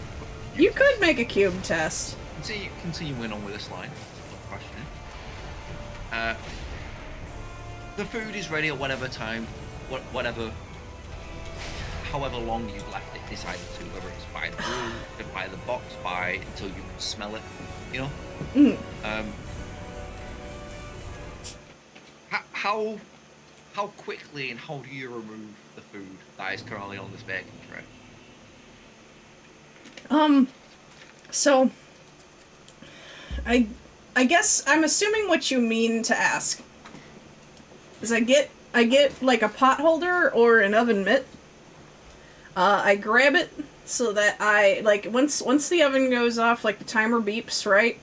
I immediately open that shit so you up. set an alarm. I have set an alarm. I've set an alarm. Yeah, this is it. Okay, that's awesome. The second, in fact, usually like a minute before that alarm goes off, I've already gotten an ominous feeling in my gut. And so I go to the oven and I wait out the last minute. And then the second it beeps, I open it up. I've got the pot holders on my hands. I pull that tray out. There is not a single second more that it stays in that oven. And then I set it on the top of the oven where it's safe to put that hot tray. And then depending on the food, sometimes I will just, like, pick them off with my hands. But if it's a food that's a little unwieldy to do that with, I will take a spatula and I will move them that way. It is a like a, I don't know. You don't have pastas over there? I'm gonna pretend it's like chicken nuggets. No. Oh. It is No, like, what you're describing is not that, but you said you're vegetarian, whatever, so I imagined your nuggets. No. Oh, well, never mind. Okay. The food in question is it's like a pastry that is filled with hot content liquids. I figured okay. I figured the pie that does. Oh, go ahead. I was about to say I don't know if your pies usually come with like a tinfoil bucket, tinfoil like case around them. Yeah. Like, imagine that, but it doesn't have the tinfoil case. It's just a pastry pie. Oh, okay. It's usually frozen. Yeah, from frozen, but yeah, it's cooked to whatever time, whatever specification. Okay. So, how do you retrieve? Like, you just use the oven mitts, pull out the tray, and then you get like a little spatula and like pull the thing off. Yeah, because if it's like of moderate size, I probably won't take my bare hands and move it. That's a real fast way to get burned. But if I take a little spatula and just move it from the tray onto the plate, let it cool down, and then I just start munching. Yeah, it's pretty on it. It means it like you have some sort of third restraint, like you know what you want, and like you're okay taking your time to go to get to it as long as it is done in a manner where you feel safe. I would rather get things done right than get them done quick. That is true. Mm-hmm. And so you've got this. Like plated it. I assume you've plated it up. Yeah. Nothing fancy. I've just kind of plopped it on a plain plate. Yeah. You know. At what point, like, when do you start eating the food? Earlier than is wise, but not like immediately. What I usually do, and I don't know if this will apply to this kind of food because I've never had exactly what you're describing to me, but like I'm gonna assume like you know, cutting into like a hot pie. You know, you get some steam going, and like I would like make that initial cut and let the steam rise for a bit, and like. You know, like, you're supposed to probably let it cool for longer, but as soon as, like, it's kind of, like, gotten the, like, big rush of steam out of it, damn it, then usually I'm like, okay, I start getting my bites, and I start, like, blowing on them to not burn the shit out of my mouth. Never enough. I always burn the shit out of my mouth. But... That's pretty telling. Like, it's like, when you do get what you want, you devour. Like you once you do have what you want, you were like right, I've been patient, I've waited, got there, we're good. It's true. And I'm gonna eat it all up before it disappears. I'm gonna gobble it up and devour it before it has a chance to escape or before anything can happen to it. And it's like when you cling on to something, you cling. It's true. Now let me tell you what I did. Yeah, how do you cook your temperature? So, the temperature you set your oven at is whatever you set it the first time you cook. What the fuck? Not once in the year I've lived here. And like, have you ever changed the temperature on your fucking oven? No. I am going to scream. It is 250 degrees Celsius at all points. At all times, for everything. What the fuck? Alright? Doesn't matter what you're cooking. Pizza, pie, nuggets, baking bread, warming up part cooked bread, like part baked bread. Does not matter. Garlic bread, literally does not matter what you are cooking. Like lasagna, pasta bake. Like, are you warming up a casserole? Like, are you having breaded cauliflower or like garlic mushrooms? Ow! Thank you. It is I can't. 250 degrees Celsius. It's so fucking funny. Jesus Christ. Nothing more. How do you Nothing less. how do you like eating char?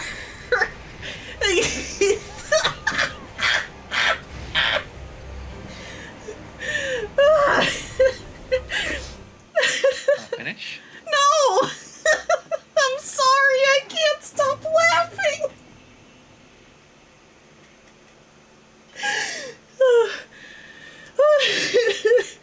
Okay.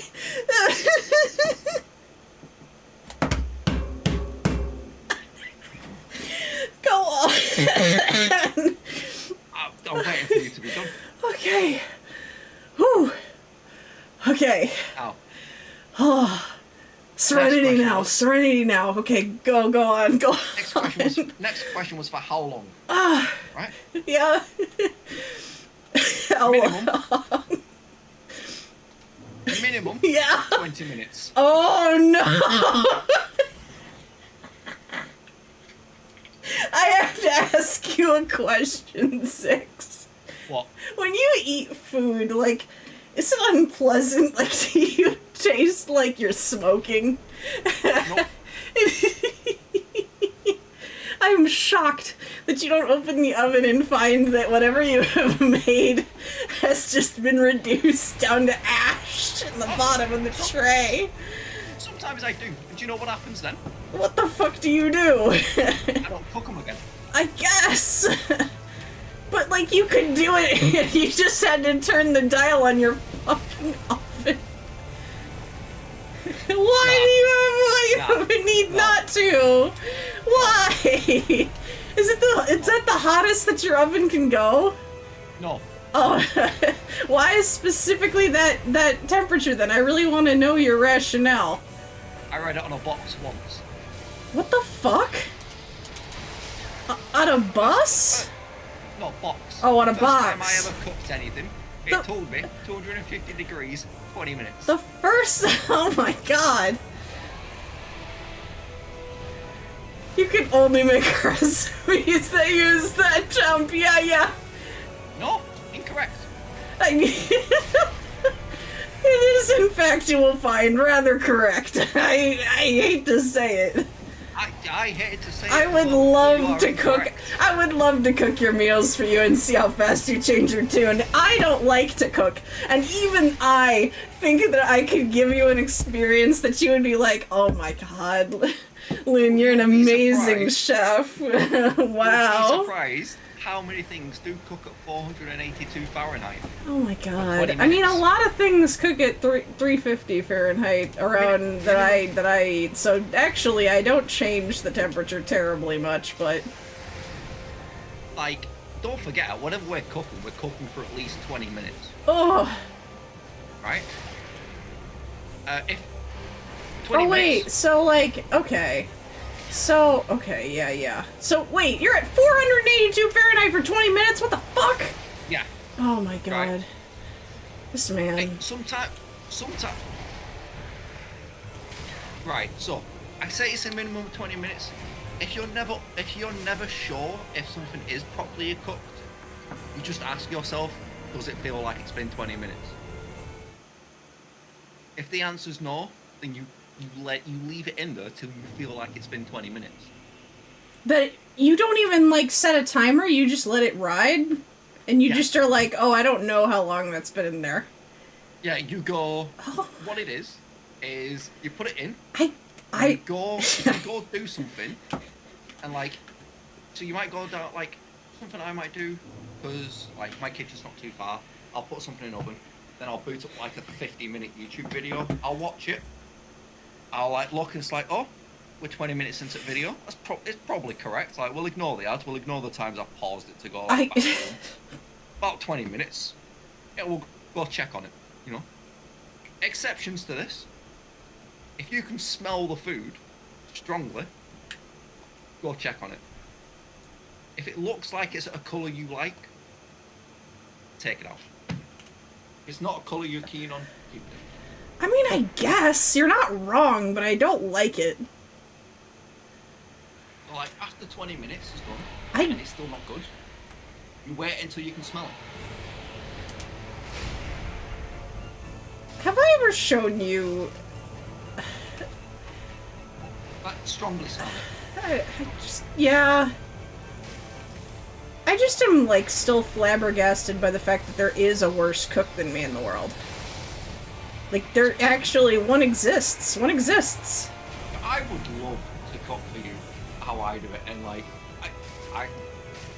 I'm such a picky eater, dude. I might actually throw out your food. I don't want to do that to you. That's really rude. Look, listen, it's fine, like, you won't. What? Everything cooks the same. I guess. I don't have like enough brain power to argue that point and fight this boss. I kind of have to let that go. I just sort of have to let that roll off me like water off a duck's back. I do not feel good about it. Taking food out the oven, right? Taking food out the oven, yeah. What do you do? Right. Oven mitt, correct. Good. Okay, I was worried about that. You don't wear the oven mitt. What? You just fold it over like a towel. Oh yeah, like a pot holder. Yeah, yeah. You just fold it over. You just grab it. You pull yeah. it. I do that. You pull it a little bit out. A little bit. You don't pull it out the oven. You pull it ever so slightly out. What? What are you what are you doing? Like, where is this going? Why would you leave it? Why would you leave it partly in? Well, it seems excessive pulling it out. I don't follow. You have to put the tray back in at some point. You're supposed to clean it. Don't tell me. Please don't tell me. Please, it is chat. Chat. Chat. 6, do you never clean your entire tray for cooking? Zix, I need you to, like, please say anything. I don't care if you just make a groan. Let me know that you can hear what I'm asking you. You don't even need to answer. Just let me know that you hear me. Why? Alright. What the fuck? Why? Why the fuck would you not clean your fucking oven tray?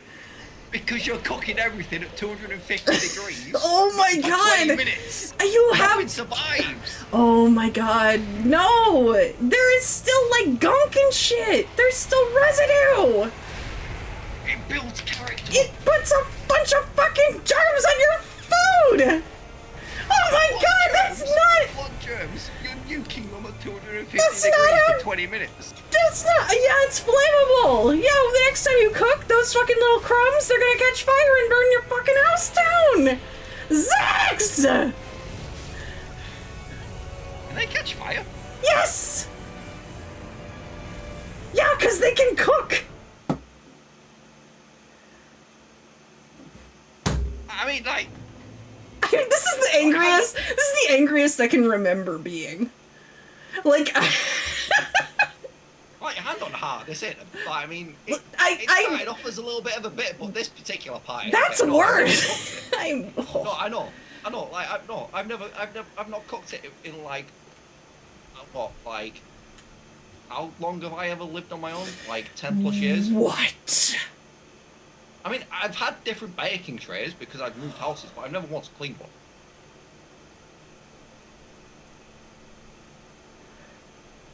I... I... Oh, I just... I just... Okay, yeah. Like, Oh... no one taught me how to live on my own. I had to, Did anybody teach you about how, like, washing a dish? No, they didn't. I died. No, they didn't. Oh, okay, chat, we're gonna teach him about living. Wash your tray, please. Just please, for me. If you don't like it, just pretend it's me asking you to do it. It's not that I don't like it, it's just I didn't feel the need.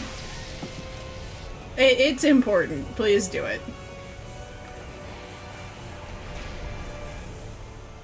I'm so fucking upset with him. Chat.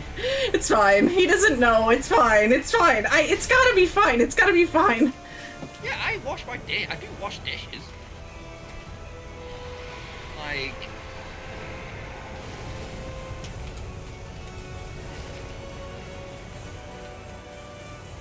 Sorry, yeah, if they're messy, I wash them.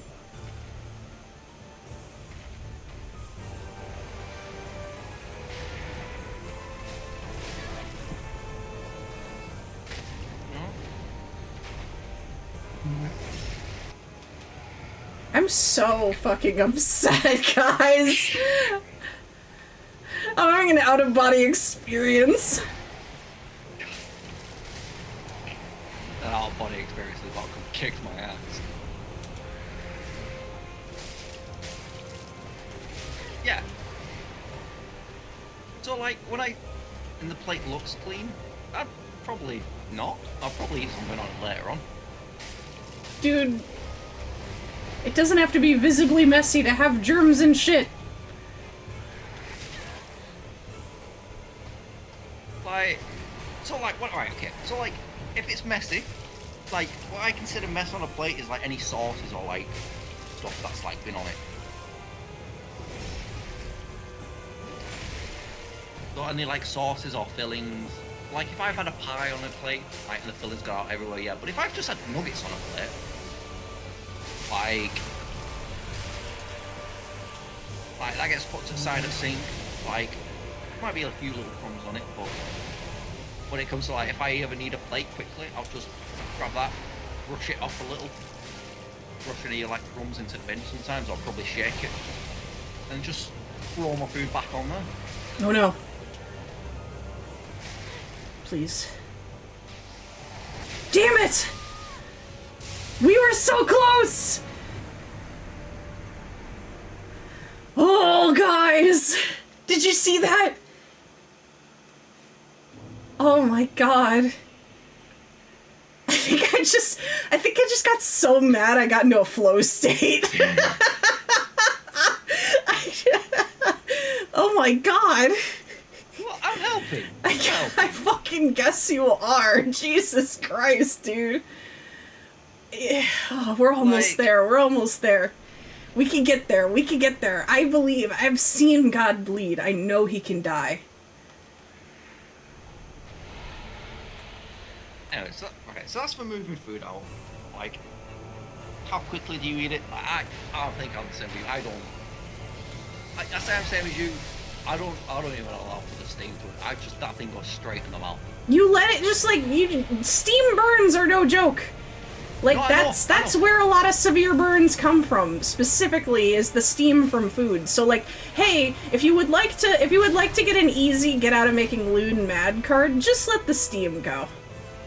That's all. That's all you gotta do. I've been nursing one hell of a blister in my mouth for like a day. I wonder why. That's wild. There is no wonder. That's crazy. Exactly it came from like when I made myself a pizza. Oh yeah, pizza always gets me. You know what? Melted cheese, I think, actually gets a free pass. I will allow you this. If a melty cheese, I would bite straight into, even if it were actively on fire. I'm gonna be real. The heart wants what it wants, and my heart wants cheese. Yeah, like anything that has steam in it, like it's like discovering fire. I have to bite in it first. What the I have to fuck? bite in it to realize it's hot. Then my brain goes, "Don't do that. That's stupid. Like you burnt yourself." So like I'll be good for a few weeks. I come from a pizza Then dynasty. I get the executive say, Barrett.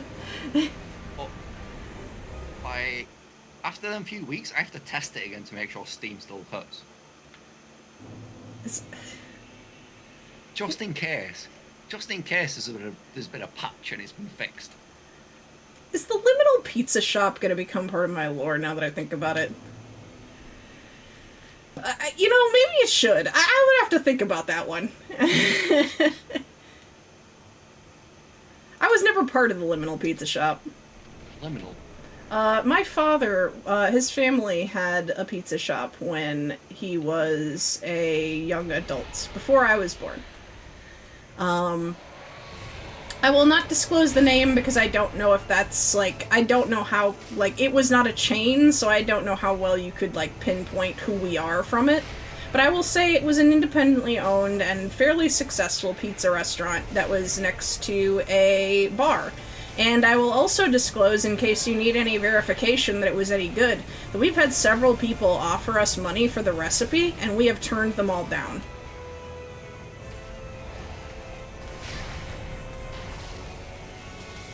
Liminal pizza is a thing. Void pizza. Voidsa. Yeah, he makes everything from scratch. And like, it's very good. He and I have a difference in opinion on crust, though. I am a very big fan of a big fluffy crust. My dad likes a super thin, crunchy crust. Cooked well done. Yeah, I agree. I agree with you a lot. Like, the thick crust... I think you would agree with him on a lot of food things, actually. He likes his spices, too. Like 250 degrees for 20 minutes. I will say he won't agree with you on that. He'll tell you to read the instructions like a fucking adult. To quote I'll have to show you this comedian at some point. The comedian called Kevin Bridges. He's got an accent to him. And he's very much like around about my age-ish, like of my generation going on. Oh no. And this is think Damn it. right. What when you right, one second, don't go in. Don't go in again? No, did you end up dying? I'm not. I did right. die. I did die. I need to okay, I need to know permission something if I like to say. Cause I'm like, Oh, are if you it was gonna on my channel- are you gonna type me something? Yeah, if it was on my channel, I would have said it straight away. But I want to be. Yeah. courteous. Let me know. Let me know. Send it to me in a DM. So like, if not, like, I mean, I'll see if I can get permission to at least post the clip up in YouTube. It's Yeah, a no comedy worries. bit. It is not my. I'm just gonna text. Right. Yeah. I was gonna say you've just asked me if you can text me something, and now you're saying it. Yeah. I mean, I agree that there are some pizzas that are better with thin crust, but generally speaking, if you're just like gun to your head, what do you want? I'm going to say classic crust, hand tossed. I don't dislike deep dish, but it's not my number one pick. We live close to deep dish territory, though, so we kind of, we have like a little bit of like a local respect for it. And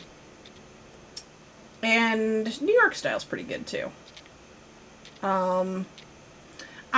Okay, since I come from a pizza dynasty, I will let you guys know I'm not a pineapple on pizza fan, but I do respect the pineapple on pizza fans, because you never yuck somebody else's yum. However, if somebody offered me a pineapple pizza, I would throw up. I mean, not even from eating it, from the offer. Deep dish is an interesting experience. It's definitely more like a pie, You know, like, you can't... Well, I guess you could just, like, pick it up in your hands, but it would be so messy. You gotta have, like... It's the one, like, pizza that you have to eat with a fork and knife to be really comfortable. Let's see. Oh, yeah, go ahead. That's fine. That's fine. Right, yeah.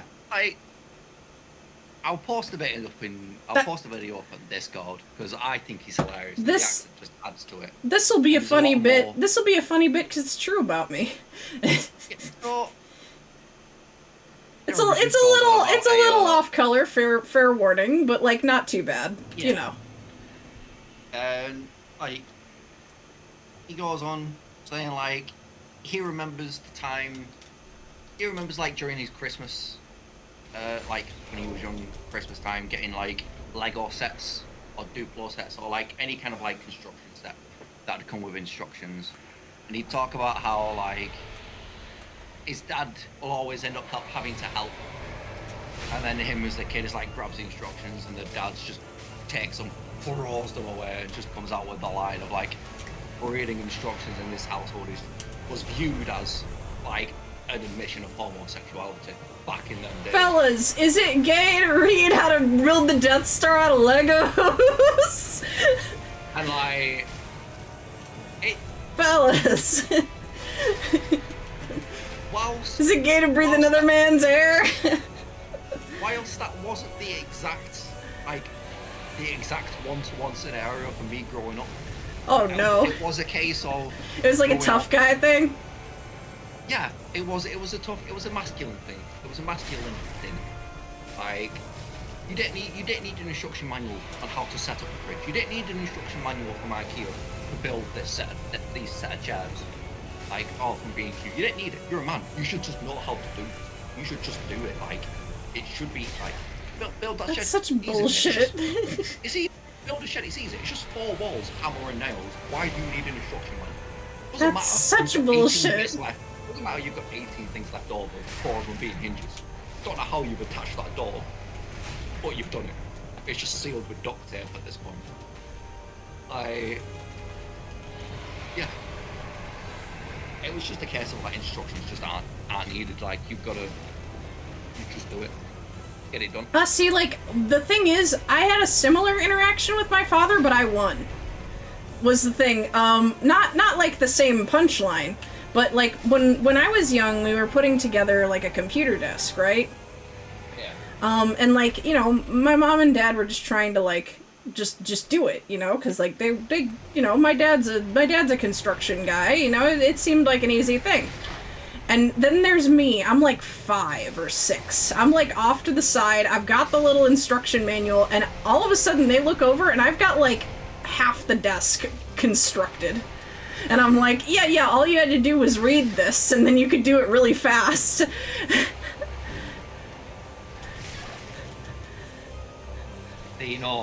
See, what it is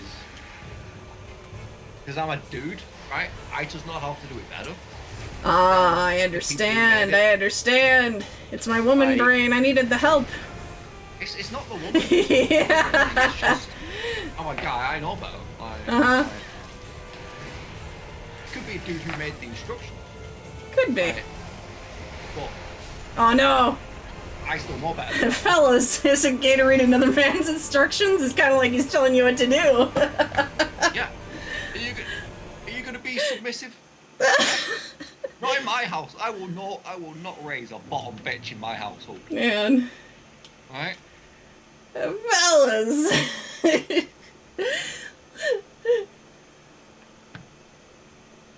No, sorry. Not in this house.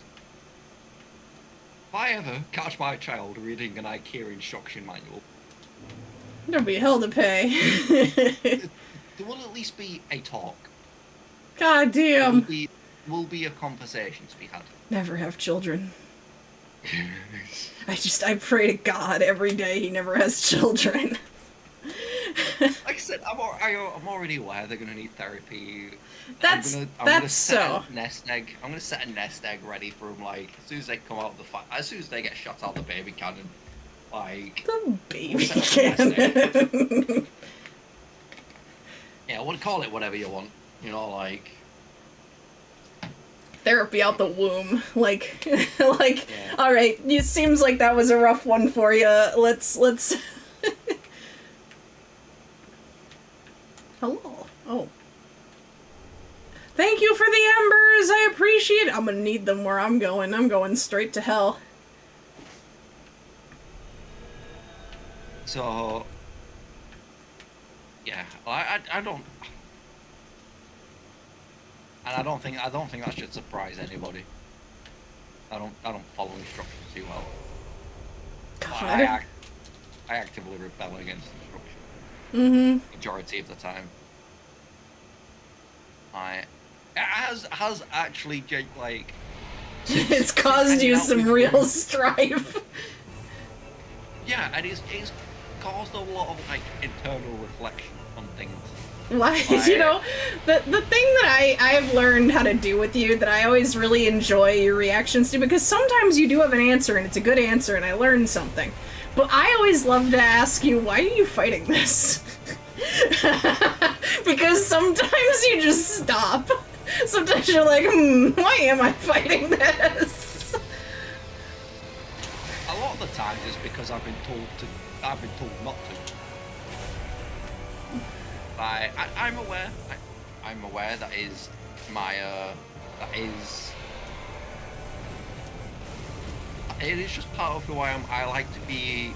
I like to play devil's advocate a lot. I like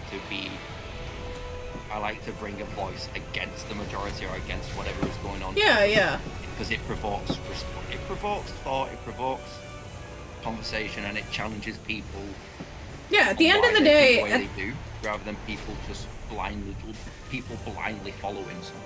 yeah, it lets you sharpen your stance, is what it is. If you can't handle somebody arguing with you about your point in good faith. Yeah. Like, now, that's not to say, like, you have to argue with everybody who ever challenges your worldview. Bad actors are everywhere. Do not let somebody fuck with you, you know? But, like, between friends, like, there's a difference between you asking me, like, something that, I don't know, like, maybe in public might offend me, but, like, you're asking in good faith because you're actually there to, like, hear my take. Whereas I know people who will ask just to, like, try to catch you in a mistake, you know? No. I don't ever be a dick or, like, challenge people for the shits and giggles. It is genuinely because either I don't know enough about the topic, and so me challenging you is essentially like me asking you to help educate me on it. Yeah. Or, like, I sometimes there are times where sometimes I do challenge people. Just, it's awful to say, but, like, to challenge them, see if they are genuine and, like, they're doing it. Too early. Like, I'm not really there, like, trying to gatekeep or, like, fact check people. Like, it's not a case of, like, I'm seeing somebody wearing a band t-shirt and then I'm telling them, like, name 5 songs kind of thing. Yeah. It's when people are in, like, a crowd, like, in a group, and someone talks about, like, might say they like Marvel or they like this current film or like this show, and everybody else is just smiling and nodding along, then I'll be like, I'll address everybody. It's like, why does everyone? And then if, like, multiple people are giving the same answer, then I'll kind of narrow in onto them a little. Yeah. I'll direct questions to them just because it's like, yeah. I want to make sure people think for themselves. Yeah. That's cool of you. I do like the way that you contribute to discussions, even though at first it definitely confused me, because I need things, like, very much, like, straightforwardly told to me, you know? Yeah. But I do really like how you handle conversations and stuff. Like, honestly, there is a lot, like, I'm not going to get into it, but, like, there's a lot of, like, current world and heavy topics that, like, I want to talk about and, like, challenge people on, but it's just not a safe space to do on the internet. Yeah, I was gonna say, like, I am happy to always, like, in private talk about, like, yeah. I do like to get into, like, the deep shit. It's like so many times where you just challenging someone's thoughts or views and idea just gets taken as such an aggressive attack. It's just like the thing is like even when you mean it to be like a calm statement on the internet, it's very easy for people to like interpret it as shouting in a forum, you know? Yeah. Like if you're making a post, people take that as like a declaration, you know? And like that's the nature of like how like these feeds are constructed and stuff, just like how you kind of read it. It's all contextual. But it's definitely something that's like I don't think people shouldn't be talking about these things publicly. I think honestly like I don't have distaste for like discourse online, but I personally try to keep it out of like super public spaces just because I don't think it's good for me, you know? It's just not productive for me. I would rather sit with like trusted people and really get into the nitty gritty of why they think the way they think. Yeah, but yeah, same. But like, there's always a part of me because you get a bigger sample size, you get a bigger pool of people with it being like just random or something. It's just a bigger like. That may be true, but there is something that you get with people you know that is something you will not often have with people on the internet, and it's life context. Like you might find out that like somebody thinks a certain way just like because of like the culture they grew up in or things like that. And those sorts of things I think actually play a really, really big part into understanding like especially social issues. Like you really kind of need to know where somebody is coming from to be able to have like a productive, like if you're aiming to convince, for example, you definitely need to like to look at it not just as like I'm gonna give my TED talk and my TED talk's gonna be so good that it could change anybody, you know. Do you need me to go on a ramble so you can focus up? No, I mean, well, okay. The thing is I probably would focus and play a lot better, but I'm also having a lot of fun with this topic. Okay, right. No, like, yeah, and I didn't mean it in any kind of negative. No. I know. Anyway, I'm gonna try to focus in. Sorry. No. Like I said, I don't want to dissuade you. It's just, I also don't want to keep you from. Yeah. Doing well. I mean, it's my own fault for asking. I was asking, but alright, I'll continue what I was going to be saying anyway. But like, yeah, this little conflict thing in me, like with like people and topics. After Loom started doing this VTuber stuff, and me being on Twitter and being on X, like a few things have popped up and like made me think about stuff. And I can talk about it in a news shot, and that's just kind of for the non-sexy of this. I don't know what the correct term is, but yeah. Like, I don't know if I'm a brat. I feel like I am. Yes, you are. I don't know how to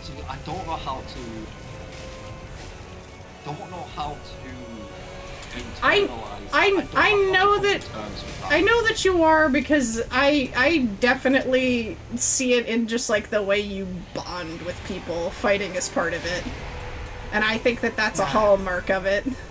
And I mean, you don't really have to do anything with that knowledge. It's just kind of a funny thing. It's just a little term we made up for a habit that people have. Really, what it means is that there are a lot of people who similarly really like conflict. So, I mean, I would feel reassured in that way.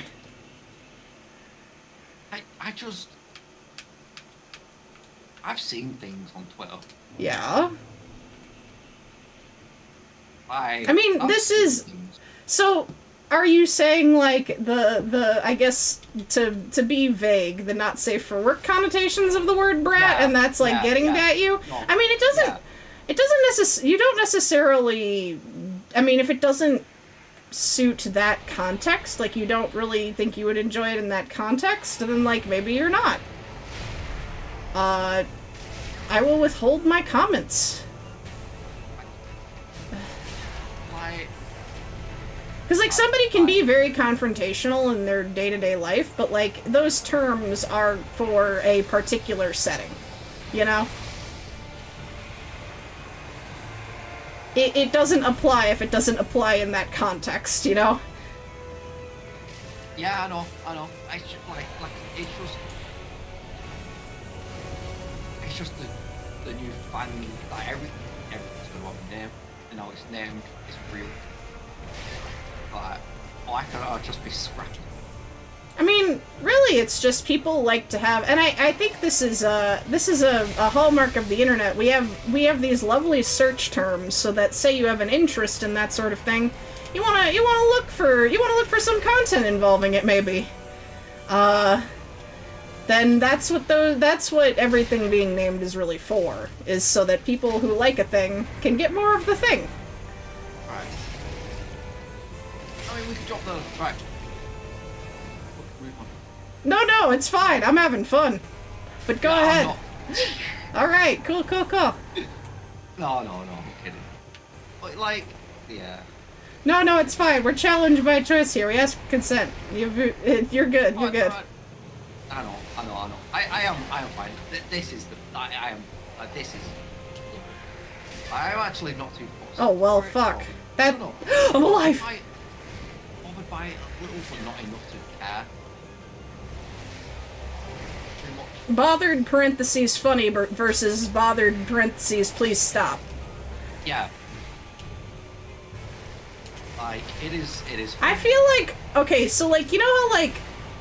There's, like... And this is kind of a younger generation thing. I don't actually, like... I understand how it works, but I don't use it that much, because it's not really how I grew up texting. But people will do, like, say, like, / sarcasm or something if they're not... Like, if it's, like... You read back that text and you're not sure if it is, you know? Just to, like, clarify. So, yeah. That's definitely a newer generation, because I feel like older people... at least I do that thing as well. I type the sarcasm, but instead of sarcasm, not necessarily sarcasm. I XD a lot of stuff. Yeah. Emojis were kind of how I grew up doing it. Like, that was definitely how, like, my, I guess, era did basically the same thing. It was like kind of a subtle, like, this is said with a laughing tone, you know? But I have started to come into a new habit that I really like, and I kind of alluded to it because I'm bringing this up because it came up just now in my dialogue, is, you know, like in Fallout when, like, it's like parentheses lie, this is what you say. I love doing that in text. I love doing that. It's so funny looking. It gets the point across. It's very clear. It's concise. It doesn't really, like, take away from it, you know? It's just... It serves the purpose. It just is a different formatting. Yeah, but I love that. Oh, that's good. Like I said, I XD, like, every other sentence. Yeah. I'm very much aware of it, and it's like... No, but it's a good, like, it's a good code, actually, because, like, it's like a way to do, like, for a long time, you know, I've talked with people about how, like, people can't read body language or facial expression online, and it frustrates them, and that's why they don't have as many online friends as I do. Yeah.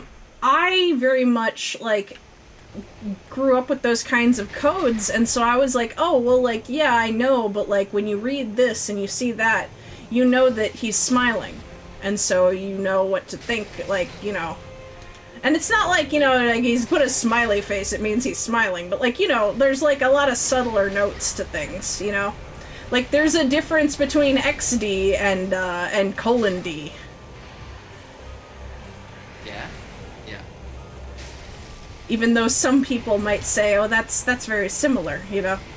It's all little stuff. It's all very fun. I love language. Emoji I love... harder to read. Like, it probably got harder to read to start with, because people are still figuring this stuff out. Like, intent got coded in, but at least there was a code there now. Yeah. was that you knew a thought existed. It's not like the whole when people say like when you text somebody, if they text you back with the word hey, the amount of Y's on the end is how much they like you kind of deal. Like stuff like that, like depending on like how they text is like to us like reflects of like how much they like you. It's like using certain letters here and there. You should have at least slowed down. You would have been able to break them. I was trying to, and then I panicked. Yeah, it's fine. Fuck. It's fine, I got distance. We're fine. We're fine, we can do this, just not panic. I rarely used emojis when I was younger, but as I got older, again, this probably comes down to the combative nature. I never used emojis when I was younger because everybody was using them. Then as soon as started people using LOL and LMAO, started abbreviating stuff, I was straight onto the emoji train. Because it's like, I am not abbreviating shit. Oh no! This emoji thing though is kind of cool.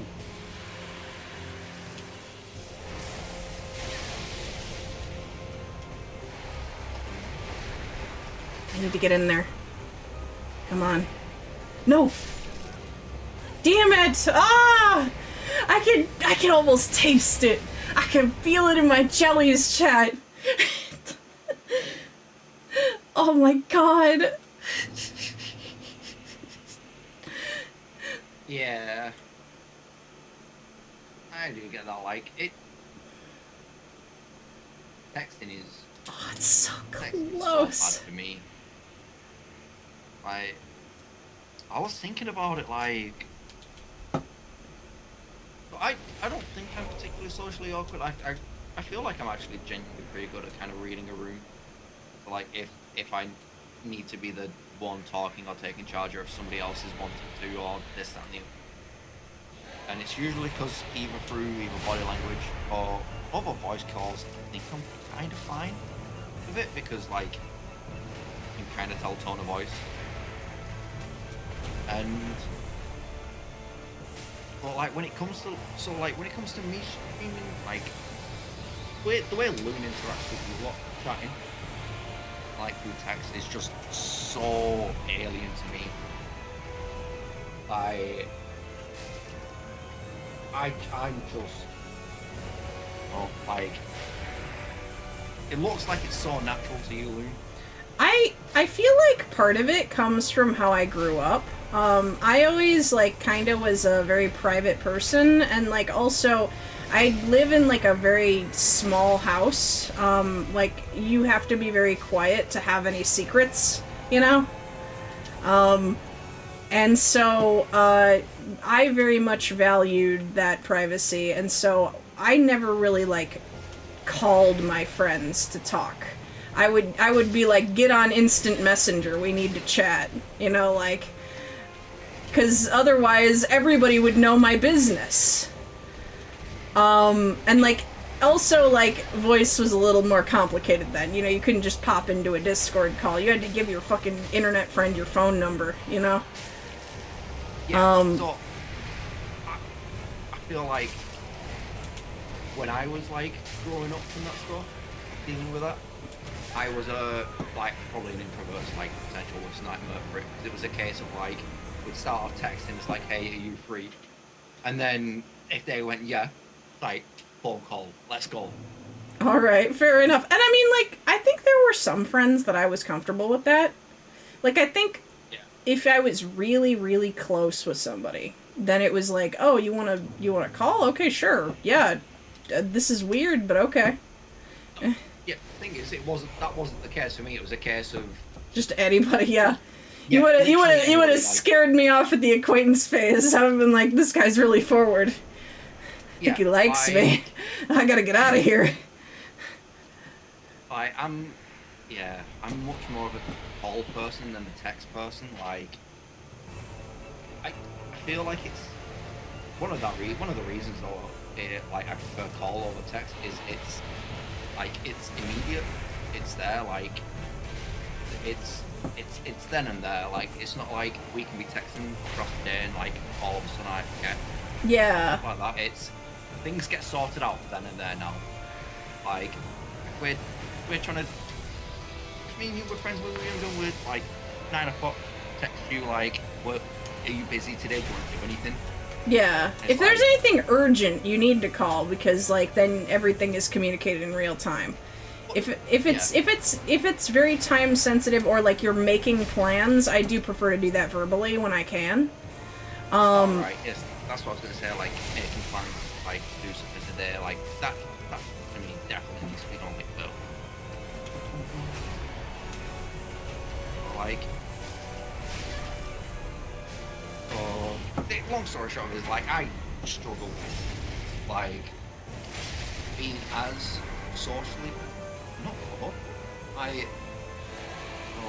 as socially comfortable with text as I would be with a voice. I think it's just that it's what I was used to, you know. And also like when I get stressed, I have trouble talking sometimes. That's Yeah. just kind of nature of the beast kind of thing. Yeah, like I wasn't like blaming Yeah. or saying it. I was saying like it's a difference and it's just Yeah, weird. it's interesting. I love that. It's one of those where like I'm happy to talk to strangers. I do it all often. Like I make small talk. I just chat. Like we just I'm more than happy. I'm eager, willing to talk to strangers because it's a new person, it's new information, it's new experiences you can know, it's a new experience you can get. Like you might talk to this person, you might find out that they're genuinely really cool and it's potentially a new friend. Yeah. See, For some reason, like, even though it's that's very foreign to me, I would never ever like make fun of that because I want to be that kind of person. Because when you say that, I'm like, you're absolutely right. I love that about people, but I just get so scared. it's the thing is like I can't translate that energy, that desire, that willingness and goal readiness to text to like a party that is texting because I need Actually, this is okay. This is gonna sound like a non sequitur, but it's not. When you read, do you hear a voice in your head? Like, do you No. hear a tone, or do you just see the words? it's just the words. That's a very key difference, and that's why. I am more comfortable texting because I feel like I hear like the ghost of a sound when I am reading somebody's words to me. Now it's like Deviate said, like you can kind of turn it off, I think, but my default is that there is a voice. Now I can't pick the voice. I don't know what the voice sounds like. In fact, I actually realized that I would struggle to describe the voice. But there is like a sound vibe. Like those things are being activated in my brain. And that is part of why text comes very naturally to me and why I will sometimes like idly text people when I want a conversation. Just to like make small talk. You know, sometimes I ask you how you're doing and I feel like sometimes you don't know how to reply, like I'm looking for something from you and I'm just like, I'm bored. Like just text me like how I'm doing. It's like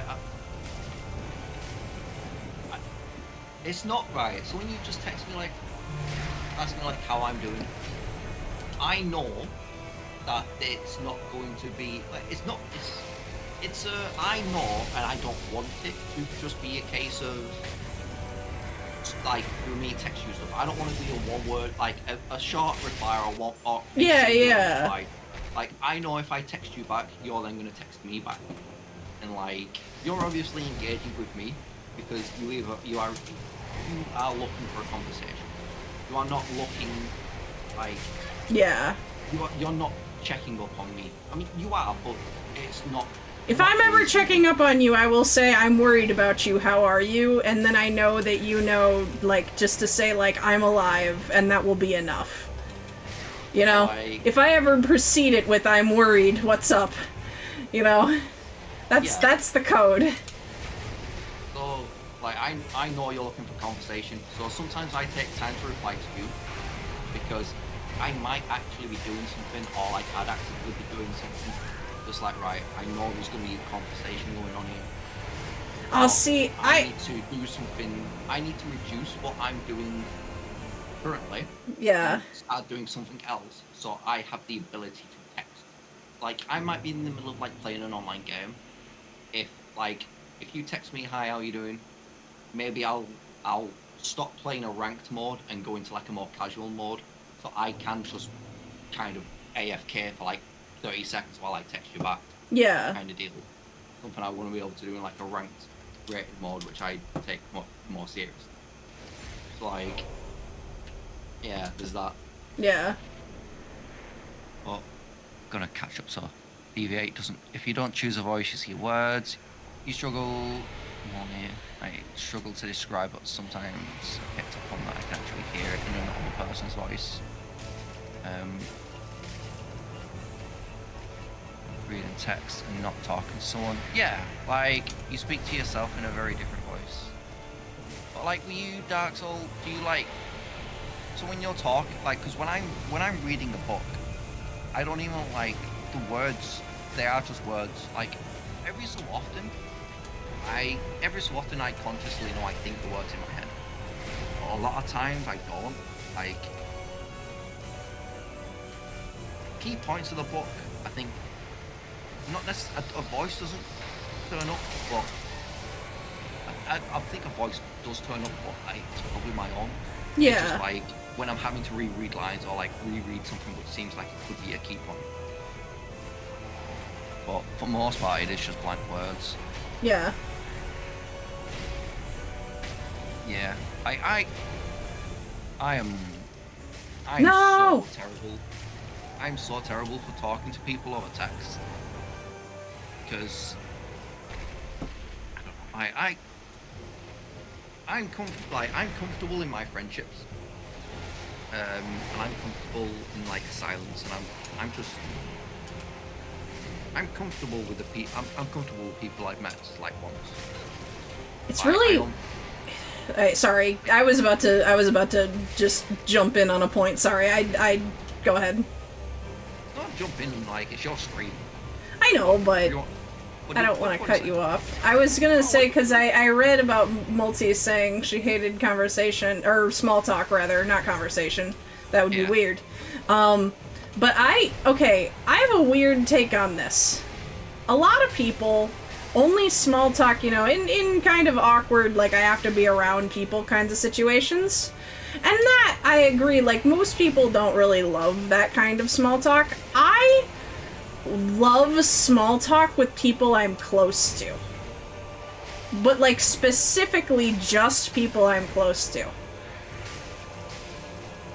Like, because it's like, I don't know, like I suddenly care about their minutia opinions about the weather,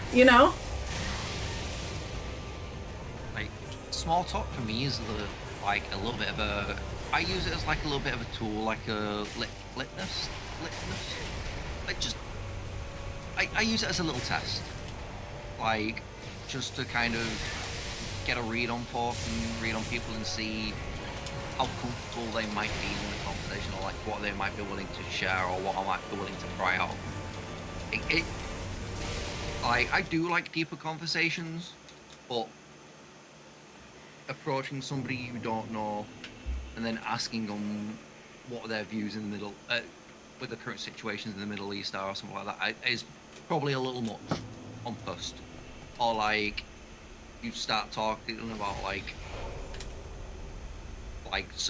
what do you think about certain prison sentences for criminals and like. Well, yeah, we're not saying like we immediately get into like the hard cider, but like there is a gradient between the two, like there is like that's like very severe, and then like oh, how about that weather is like the ultimate light one, and then like I don't know, like did you watch the game last night can be like a midpoint, or like what do you think about what the fucking boss just said, like that can be a midpoint, Yeah, like the whole easing into it is small talk, right? Yeah.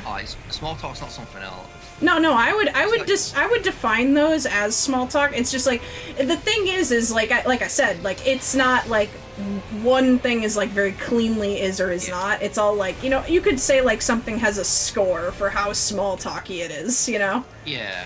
Like, how about that? I understand people not liking small talk. Like, I do.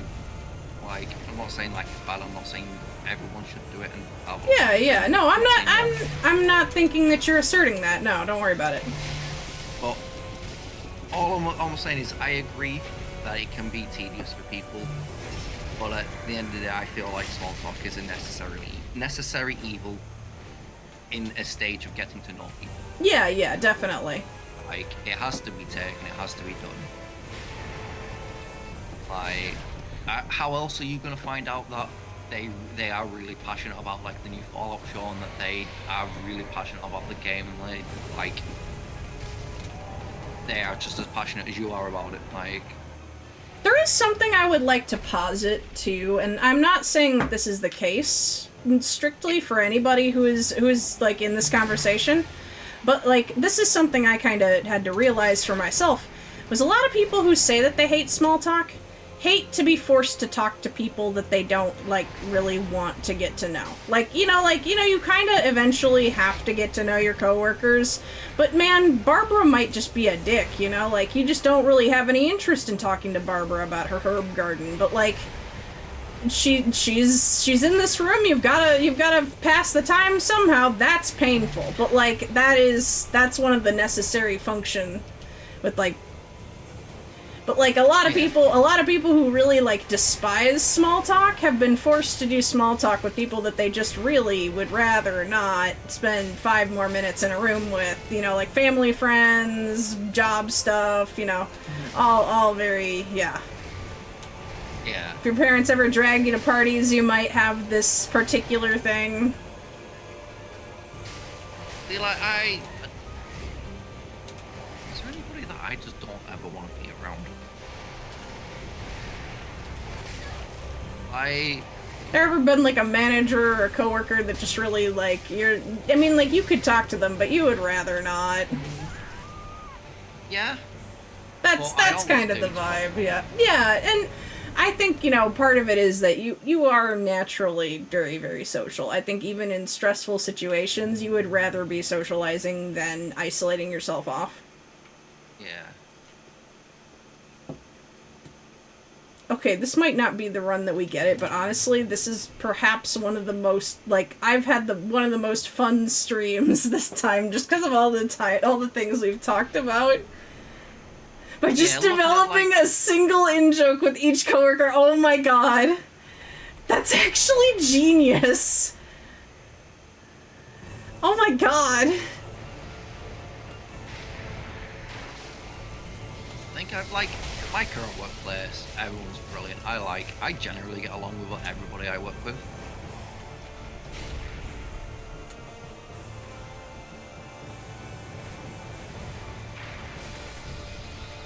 A lot of people enjoying it. Yeah. Yeah. Like you had to do the small talk to get to that point. And it is a very smart way of... Is that death? Oh no. No. Oh. Like... Shotman too, am I right? Yeah, a lot, like... I don't know if this is a guy thing, actually. Like... If it's a guy thing, or if girls do it, or girls have something similar. But... Fellas in the chat, like... Back me up on this, like, will you, like, either see someone or know someone? A simple, like, gentle nod, up nod. Like, it's a simple movement of the head can speak 1,000 words when passing someone on the street. That's fair. We kind of do that. Just walking by someone, you see a mate, that, like, a friend you've not seen in a while. It's a case of, like, you just walk by and just kind of, like... I say not seen in a while, like... kind of know them, they're like acquaintance to friend level, like on like a heart scale they're probably like 2 out of 10, 3 out of 10 kind of deal, and it's like just a simple nod across and it's fine. Chill. You can very much tell how much I like a person by how much effort I put into that singular up nod moment, because there's a very different vibe with the person that I am like I do the up nod, and the person that I wave at, and the person I go hi, you know. No, I up nod people. I up nod strangers in the street.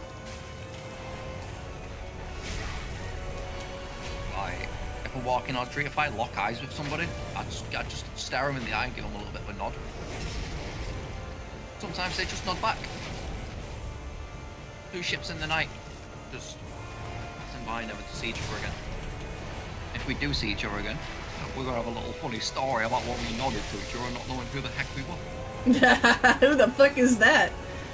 Do you know what? They seem like a cool fella. They offered the nod. Oh yeah, I'm not gonna hi someone I've just met. That's not how it's done. I reckon. We gotta be passing by, and like I know you from some time, or I haven't seen you in a while, and I'm just so excited that you are in this place and I haven't seen you in a while. Yeah, see, that's why I like that. Huh? That is like 99% of why I really do enjoy small. It's just you set your own like your own like science for it, your own social engineering science for it. Like even if it's with people you don't like, try and take what you can of it. Try and take what you can of it. If someone you're not keen on, they ever let slip they have a pet. Oh my god. You now know you can talk to that person you don't like and you want to know nothing about, but you need to know what happened to Fluffington when he got taken to the vet. Yeah, absolutely. I'm gonna be honest, and I know this because I've experienced it. There are people who I have actively hated, like not wanted anything to do with, but I care about the life and the day-to-day goings-on of their pets. I just want to know everything about this cat or this dog or whatever. And I will listen to whatever bullshit you've got to give me, as long as I can know that your dog had a really good day yesterday. He chased a ball, and he was wagging his tail. He was real happy. He did a funny bark. I'm like, oh, that's all I need out of my day. Thank you. Yeah, end of the day, everyone loves that pet. At the end of the day, I love everybody's pets. That as well. Sometimes that's all I need.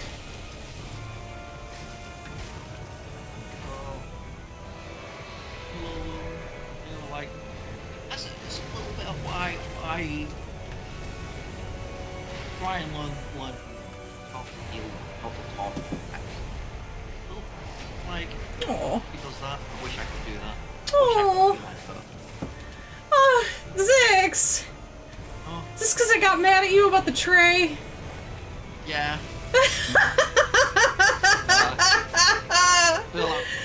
We're even, right? Yeah. Yeah, we are. It's fine. I won't bully you about never washing a dish. I can't do anything about it. I don't own your life. I'm not your dad.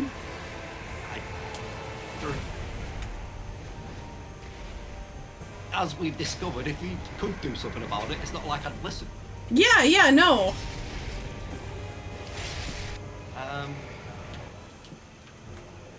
Yeah, that's... So, I mean, we got off topic. I don't know what topic I was... But I'm gonna cycle back to what schedules. Oh yeah, we were talking about scheduling. Like, we were talking, I don't know what we were talking about, like, I've been taking down tangents, we've been driving down tangents on side streets. I've been trying to waffle on someone who, just so you know, this lad. Yeah. Sorry, I keep getting really into what you're saying. That's fine, and that's good. Yeah. Good. I just feel a little self-conscious about. I think I've talked like so much more than you have. No, it's a good thing. I like listening to you talk. I know. You can tell me. I know you can tell me shut. Yeah. Like, Yeah, so interacting with chat is just something I aspire to like get as good with. Oh. But it's just hard. Like, for as extroverted as I feel like I am, like with new people, it's just a block. It's a mental block. Yeah, and it's kind of hard when like you don't, I don't know, like with like chat.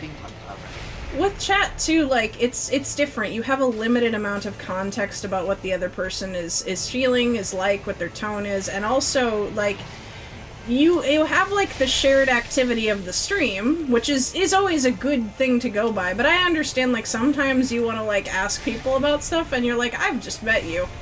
Yeah.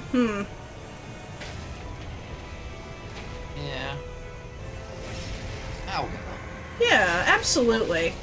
And I think I got better at it by like watching other streamers as well. I do a lot of studying, like not in like a I watch you to like, I don't know, to learn. I watch people I already like, and then really the difference between watching and studying is I watch, and the whole time I'm thinking, why do I like this?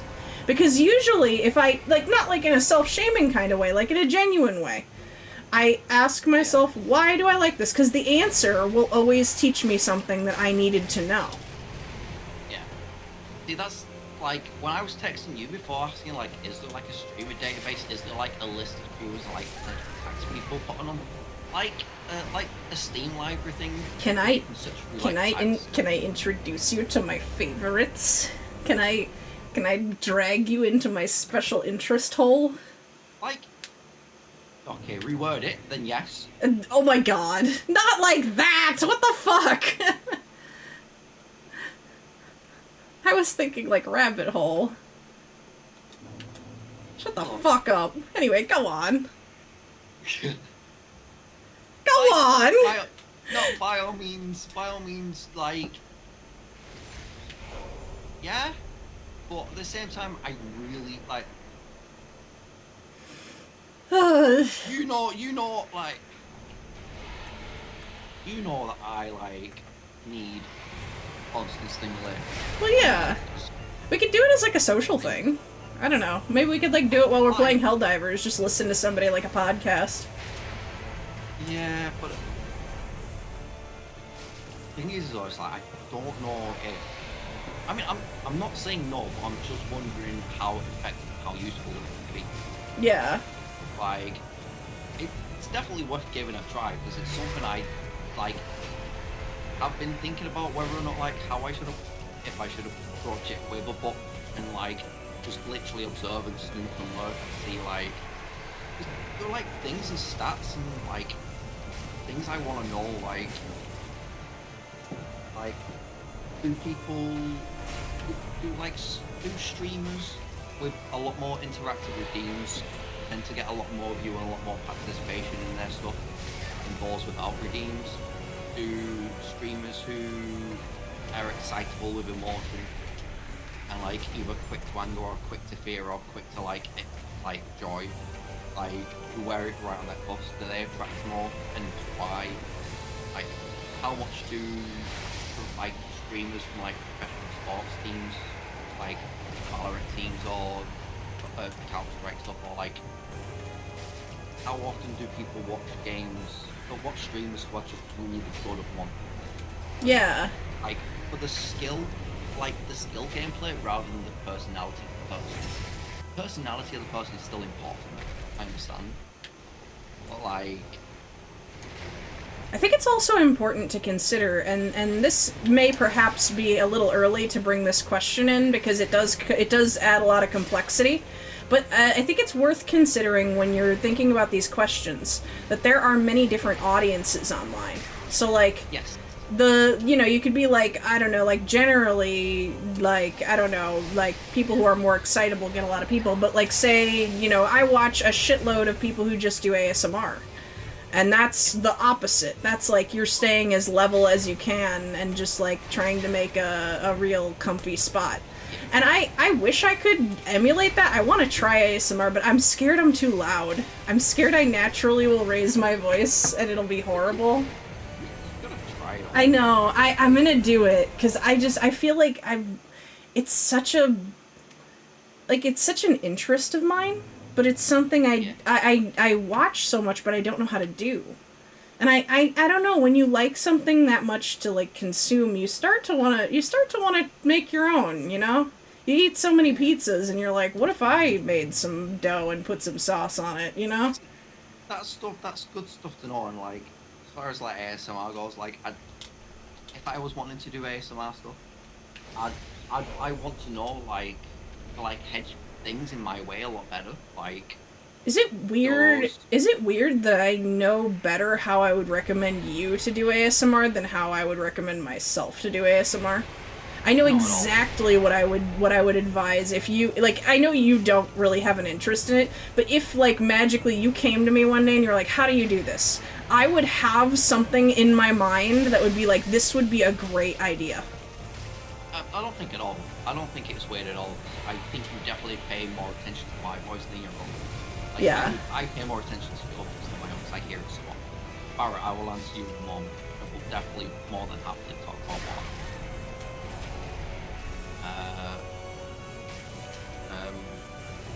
But yeah, like, just like, see, if you're going into the ASMR field, like, sure, if I was going into that, I'd want to know if people gravitate to more of a genre of ASMR than others. Like, Yeah. if people enjoy like a spooky or like a sensational stuff. I'd want to know what kind of niches there are within ASMR. A lot of people really like flirty or like kind of things like that. I personally don't know if that would be like my main brand, but I probably would have like, I don't know, like maybe a couple of redeems so I could be like, I don't know, maybe I call somebody a pet name they like or something, you know. Things like that, you know. Like, and then it's like ASMR. I want to know if like there are redeemables that people like will redeem stuff, like there is much chapter option or like. Just, I want to know like the little nuances and little aspects of, like each thing before I got into it. Hey, big smack. Yeah. Oh no. Woo! Oh no. Okay, we're good. We're good. We're good. We're good. We're good. Kind of. Right. I'm gonna talk to Barrow about point here real quick. All right. Have fun. Right. So, Barrow is just a violence woman. Ooh. But we're gonna No! okay. I tried! Oh, it's right! It's always right when it's like at his name that I die. Yeah. I get too excited. No, shut the fuck up, Barrett. We don't talk about the ASMR artist formerly known as Mr. Rias. He's a fucking...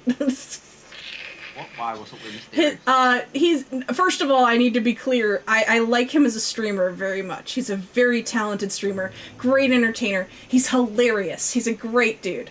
However, he made cursed ASMR that was made to be very uncomfortable. Right. Like things like chewing right into the mic, breathing hard, using a shitty Xbox mic, you know, made to, you know, very much, like, I don't necessarily want to say mock the craft, but very much kind of, you know, doing yeah, very, very uncomfortable ASMR, and I hated it. I tried to watch it, I made it less than 20 minutes. I think I made it less than 10 minutes, in fact. You fell asleep to that?! Oh, I don't know if you cut out. I don't know if that was you cutting out. It might have been Discord. Cause I think did it. Okay, I was just yelling at Barrett for being into that and being able to sleep to that. Nightmares was something else.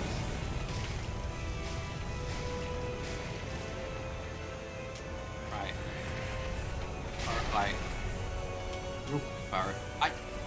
The point here, but for the Austin. Like, 3 things?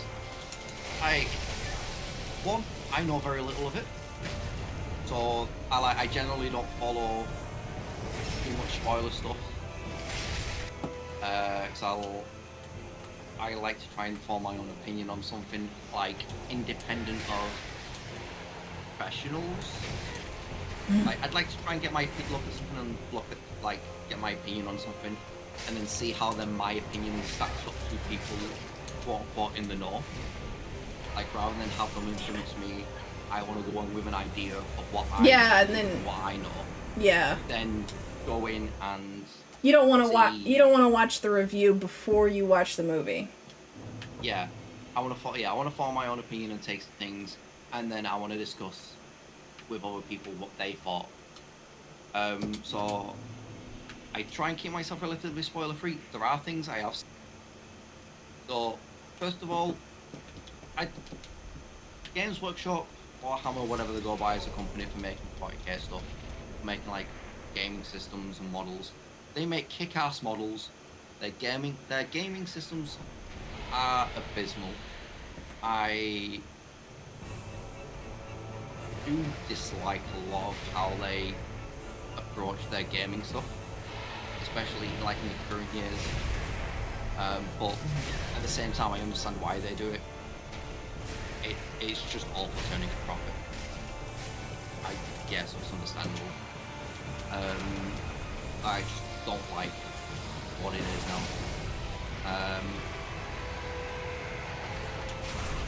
So I'm not a massive fan of the game, but I still play it because I've bought into it, and it's something I've been for like 15 years. So like, Orc Codex, I don't like how they have a 5+ invulnerable. I think that's what they have now, like the boys have. All this will be aliens who win. Yeah, this is fine. The fact like half of their units don't exist anymore. So I also just got a text about dinner, so we've got like 2 more attempts in us max. Big L, only for Green Tide detachment. That's like big horde, orc horde. But like that's fine. If it's only for that detachment, that's cool. That's fine. Tau could have something similar. That could be cool with that. I still don't like it, but if it's just for that kind of playstyle, that's fine. Half of their roster is deleted because most of it's gone to Legends. And apparently Orc Knobs are absolutely elite. Like apparently they're like their best things, like some of the best things in there. Overall, I have seen like I've tried to spoil people, but I think overall people are rating it relatively low. But I do not know. I am still waiting on the Tau Empire points being released. But, right, get this loot. On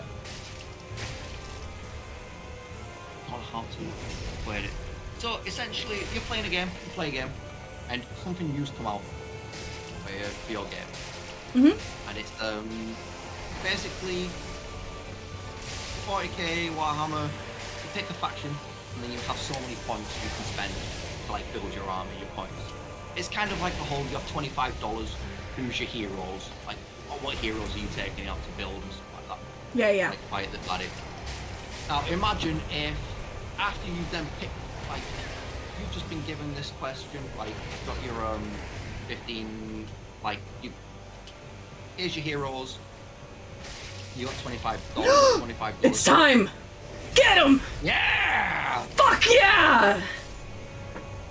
I kept looking over. It's like, well, it's like I'm asking her a question. We're getting here. She's got to start thinking. Just keep going.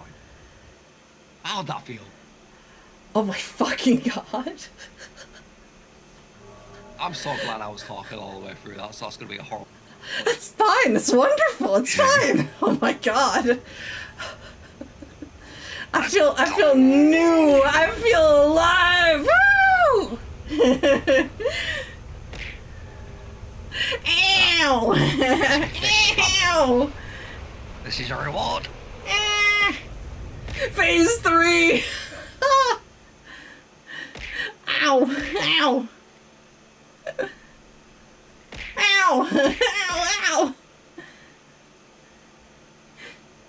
Eee!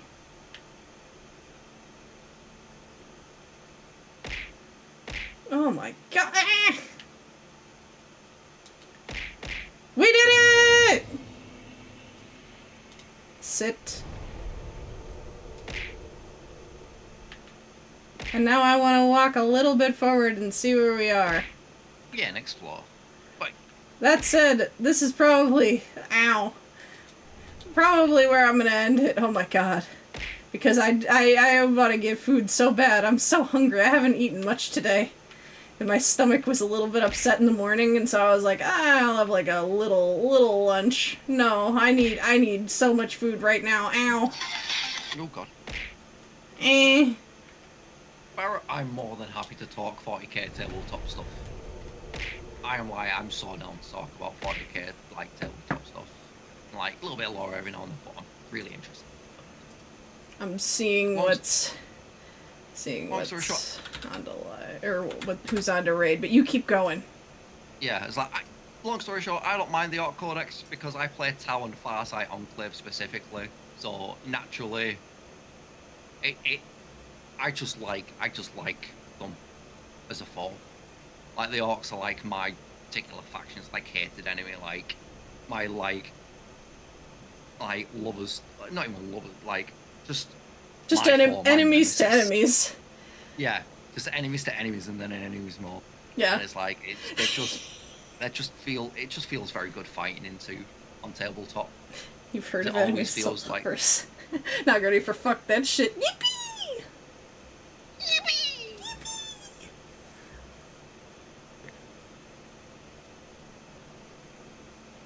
I don't like. What was that talk about? Hell yeah! I just wish the company that ran it kind of just was good, wasn't shit. Was like. Speaking of, oh man, hang on. Let me see if there's.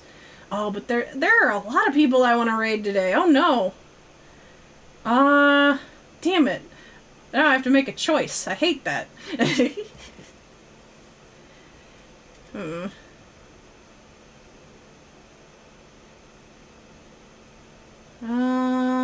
I would... Ooh, let's see. I wanna... So, two people that I am a fan of are having subathons. But now that we're talking about Warhammer, I go to my page and Matara Khan is doing Vermintide too. And so, like, there's a part of me that's like, and speaking of Warhammer, check out Mom! You know?